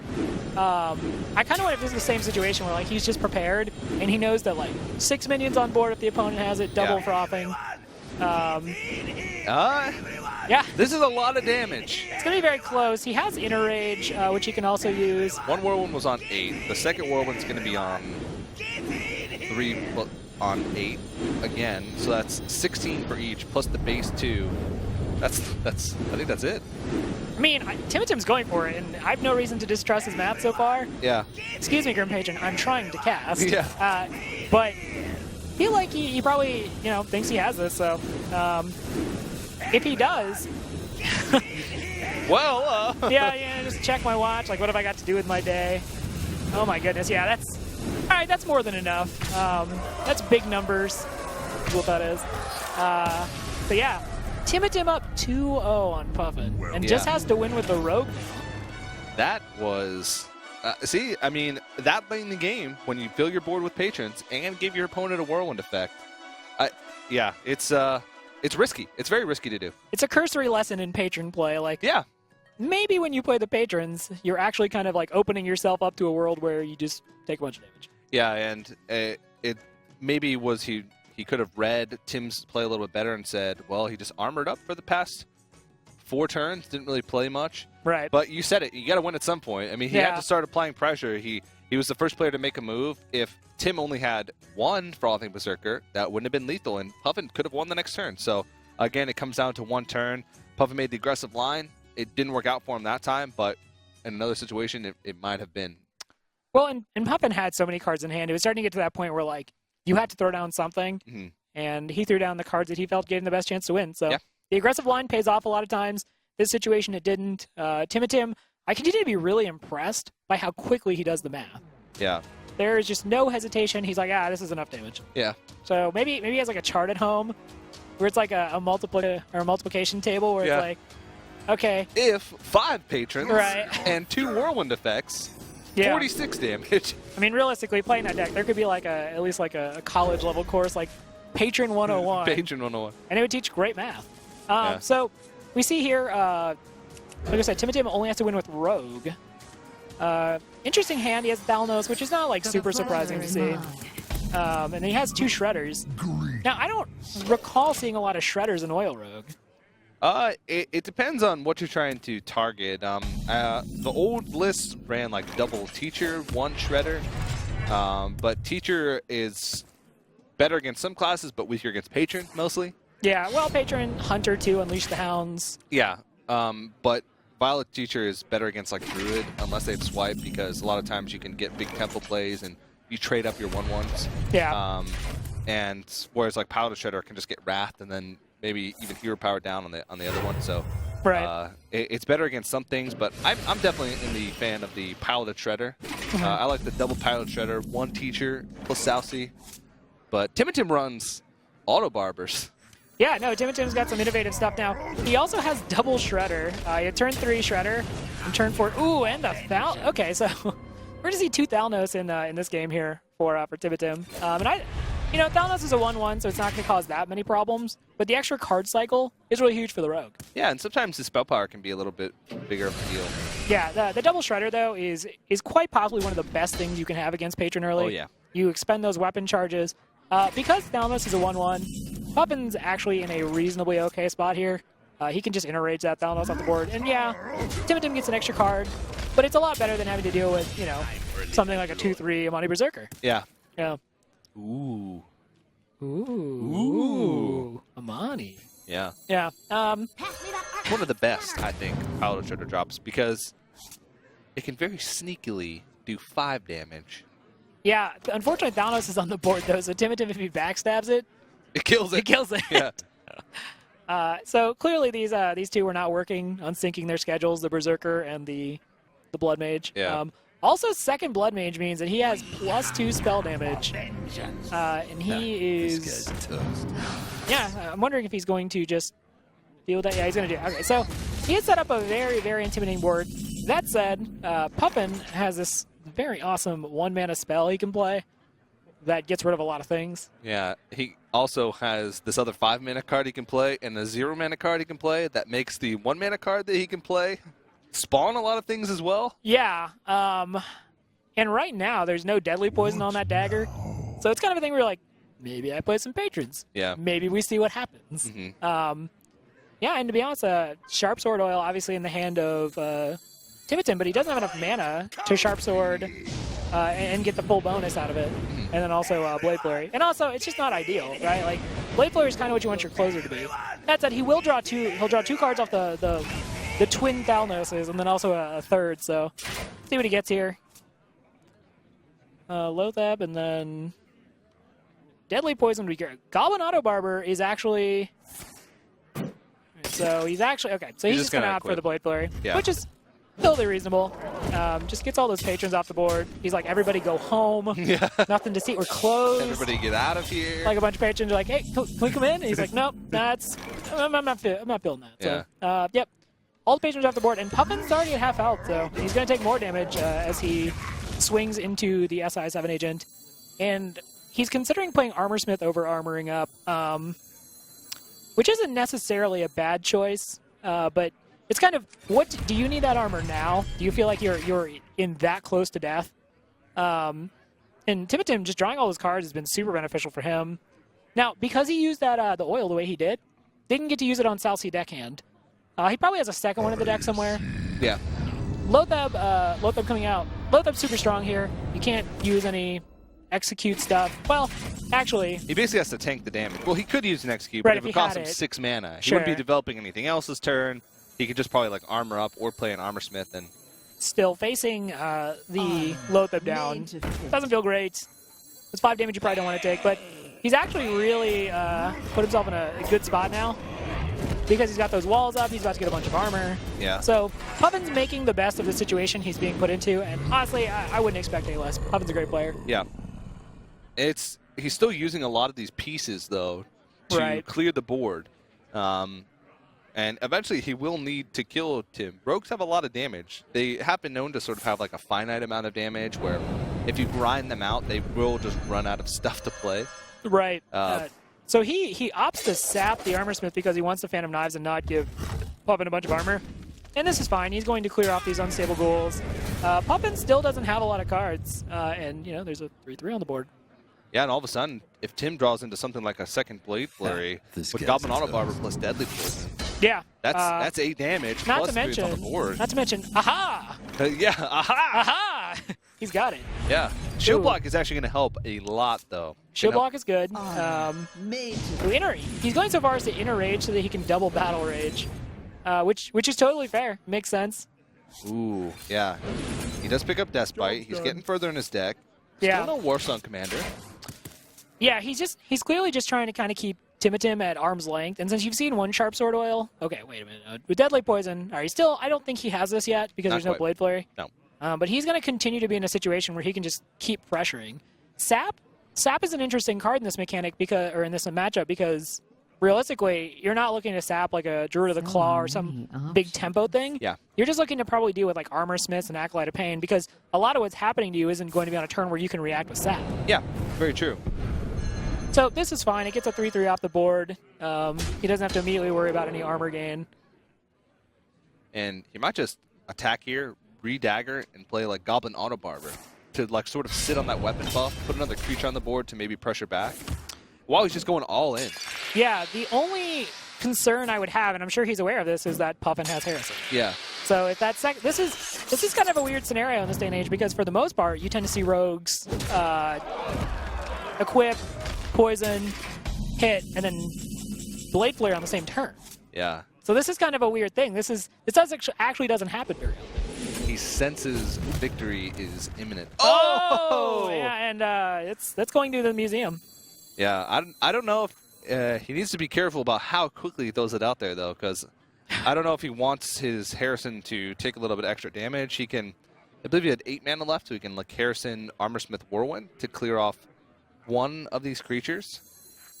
Yeah, at the same time, you just saw Puffin like immediately go for it, and I would do the same thing to him, like, oh, there's Harrison. Yeah. That makes the dagger go away. What makes the dagger go away? That dagger is scary. That is a very scary sharp dagger. Timitim, you know, he's like, okay, well, that'll happen. Yeah, and all of a sudden Timitim's like out of cards. He needs something. Well, oil off the top would be exact lethal. The second oil. Prep doesn't help. He could prep the backstab. No, actually, he's nothing to backstab right now. Yeah. He would have to play his own pirate and backstab that, but he could prep it. Play your own Sassy Deckhand and then prep out a backstab to kill your own creature. It's creative, and it is certainly a play. Not sure it's the one he wants to go for. Yeah, and all of a sudden here, Puffin's looking like he can set up a 2-turn lethal. Yeah. If he swings with the Deathbite here, all of a sudden he puts him at 19. And he can even well, I was thinking he could set up Emperor Thorson on the board, but it looks like he wants to play a little bit more defensively. Right. Yeah, so this is very quickly turning against Timitim. Ooh, the sprint. That is huge. That is a huge draw. Yes, it is. He's got the Eviscerate now, and so... He's 1 damage or 1 mana. He needs more things. Yeah. He needs more things. Off of lethal. That is crazy. Yeah. 1 more mana, he'd be able to fit in an Eviscerate. 1 more damage, he'd do 10 and kill him anyway. I would say that sprint gave him some pretty reasonably lucky draws. Yeah. Reasonably lucky. I wouldn't be surprised here to see him just, like, eviscerate the Armorsmith. Yeah. You have a Deathbite equipped. What if he just floods his hand out, and all of a sudden you're staring at an Armorsmith on the board? But it looks like he's not going to do that. Right. He's going to just try to survive this turn, it looks like. Because he realizes if he survives, there's probably a good chance that he can make something happen here. Let's see. He can't fit in Patron plus Brawling Berserker. So he has to make the choice. All right, so it looks like what he wants to do is just set up a big board with patrons, and then just kind of kill him next turn. And he's going to get a lot of armor, so this actually is probably going to work out. Yeah, so he's going to put himself at 15 health, which is going to put Tim out of range with 3 dagger, South Sea, oil, and eviscerate. That's 9 mana. That combo does 13 damage. And you see Puffin takes out the anti-kill bot there, and that's just smart play. It's a minion. If you don't suspect South Sea deckhand, Blade Flurry off the top though. It's not enough because of the amount of armor that he's going to gain. I mean, it wouldn't have been enough anyway, even if he didn't gain any armor from his Blade Flurry, but I think it's his best shot at coming back. Yeah, you got to clear the board too. Yeah. So the amount of damage that he does with the Blade Flurry is just going to be negated by the Armor Smith. But keep in mind though, there's no answer. Oh wow! So he can't deal with the South Sea deckhand. Aha! Oh, and he has to. So Timothy finds a way. He can't draw cards here. He can't draw cards right now. Yeah. So I mean, he's just got to armor up and then hope that there's not enough damage. But we know there is. That's 9 damage. And let's look at Tim's face here. He's going to realize it. It's going to be even 1 over lethal. And Timothy throws out the well played. He is going to be the America's Fireside Gathering champion after taking out Puffin 3-0. That is very impressive. He stayed composed the whole time. Just never, ever unnerved by the fact that, he was playing someone with the kind of pedigree that Puffin has in competitive Hearthstone. Yeah, and I mean, we talked to Tim quite a bit yesterday, actually, and he actually brought a friend along with him to support him in this Fireside Gathering Championship, and he really looked like he came to compete. Yeah, he certainly lived up to his promise to really put it into the wall. So. Yeah, and a strong deck list. We saw him justifying his choices earlier in the interview with Dan, which was really exciting. We could see his road here. He was one of the players that we actually watched a lot going through the qualifier that we broadcasted a few weeks ago, and he was one of the players that, talking behind the scenes, I said, wow, I was really impressed with the stuff that he was doing. So you can say he beat Kevin earlier, then took out Puffin, and now that's a really great title to go back to his hometown with. Going to his Fireside Gatherings at his hometown and say, you know what, I am the Fireside Gathering champion. Yeah, and if you guys actually want to see some of his road up here, we actually have some of the VODs from the quarterfinals, so you can actually see his play, which was, I've seen those, they were very good. Yeah, and I believe he brought a very similar lineup. His rogue play really impressed me throughout the time. And it looks like we do have an interview ready, but before we do that, Rob, it's been a pleasure casting with you today. It's been really fun. Do you have any final words, any shout-outs you'd like to give before we send it over to Dan? Yeah, TJ, thanks for casting with me. It was a ton of fun. I appreciate you carrying the rookie. Otherwise, Dan, I'm coming for you. You heard it, Dan. Well, let's go ahead and send it over to Dan, who has an interview ready. That's right. I heard that, Robert. I'm actually just a few feet away from you. I'm joined by the winner of the North American Fireside Championships. Congratulations, Tim. So let's go ahead and talk about what's going through your mind. I mean, you came through a long journey to get to where you are. What's the emotions running through you right now? I'm just so happy. It's always been a dream of mine to play a game and win some money from it. And I mean, this was a great opportunity. This was a lot of fun. The guys we played against were all great sports, good games, and I just can't believe that I won. It's incredible. It's an awesome feeling.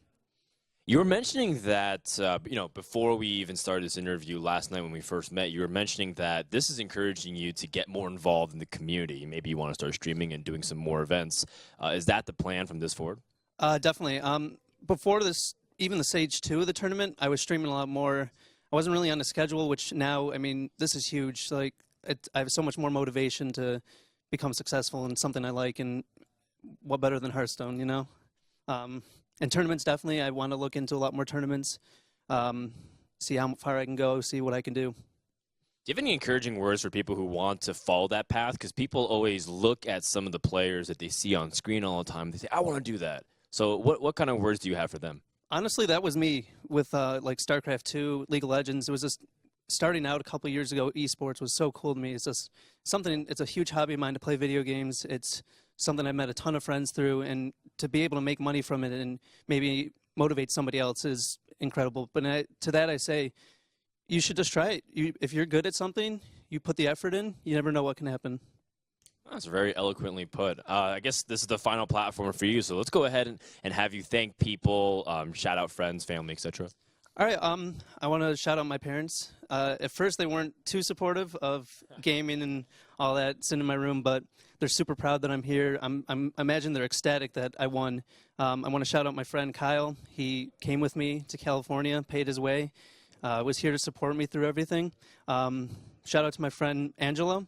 His name's Rusty in game. He kind of helped me analyze the players, put my decks together, helped me watch me play my games and see what misplays I was making, kind of helped me really focus in. So, and all my other friends too, there's a few to name, but supporting me all the way.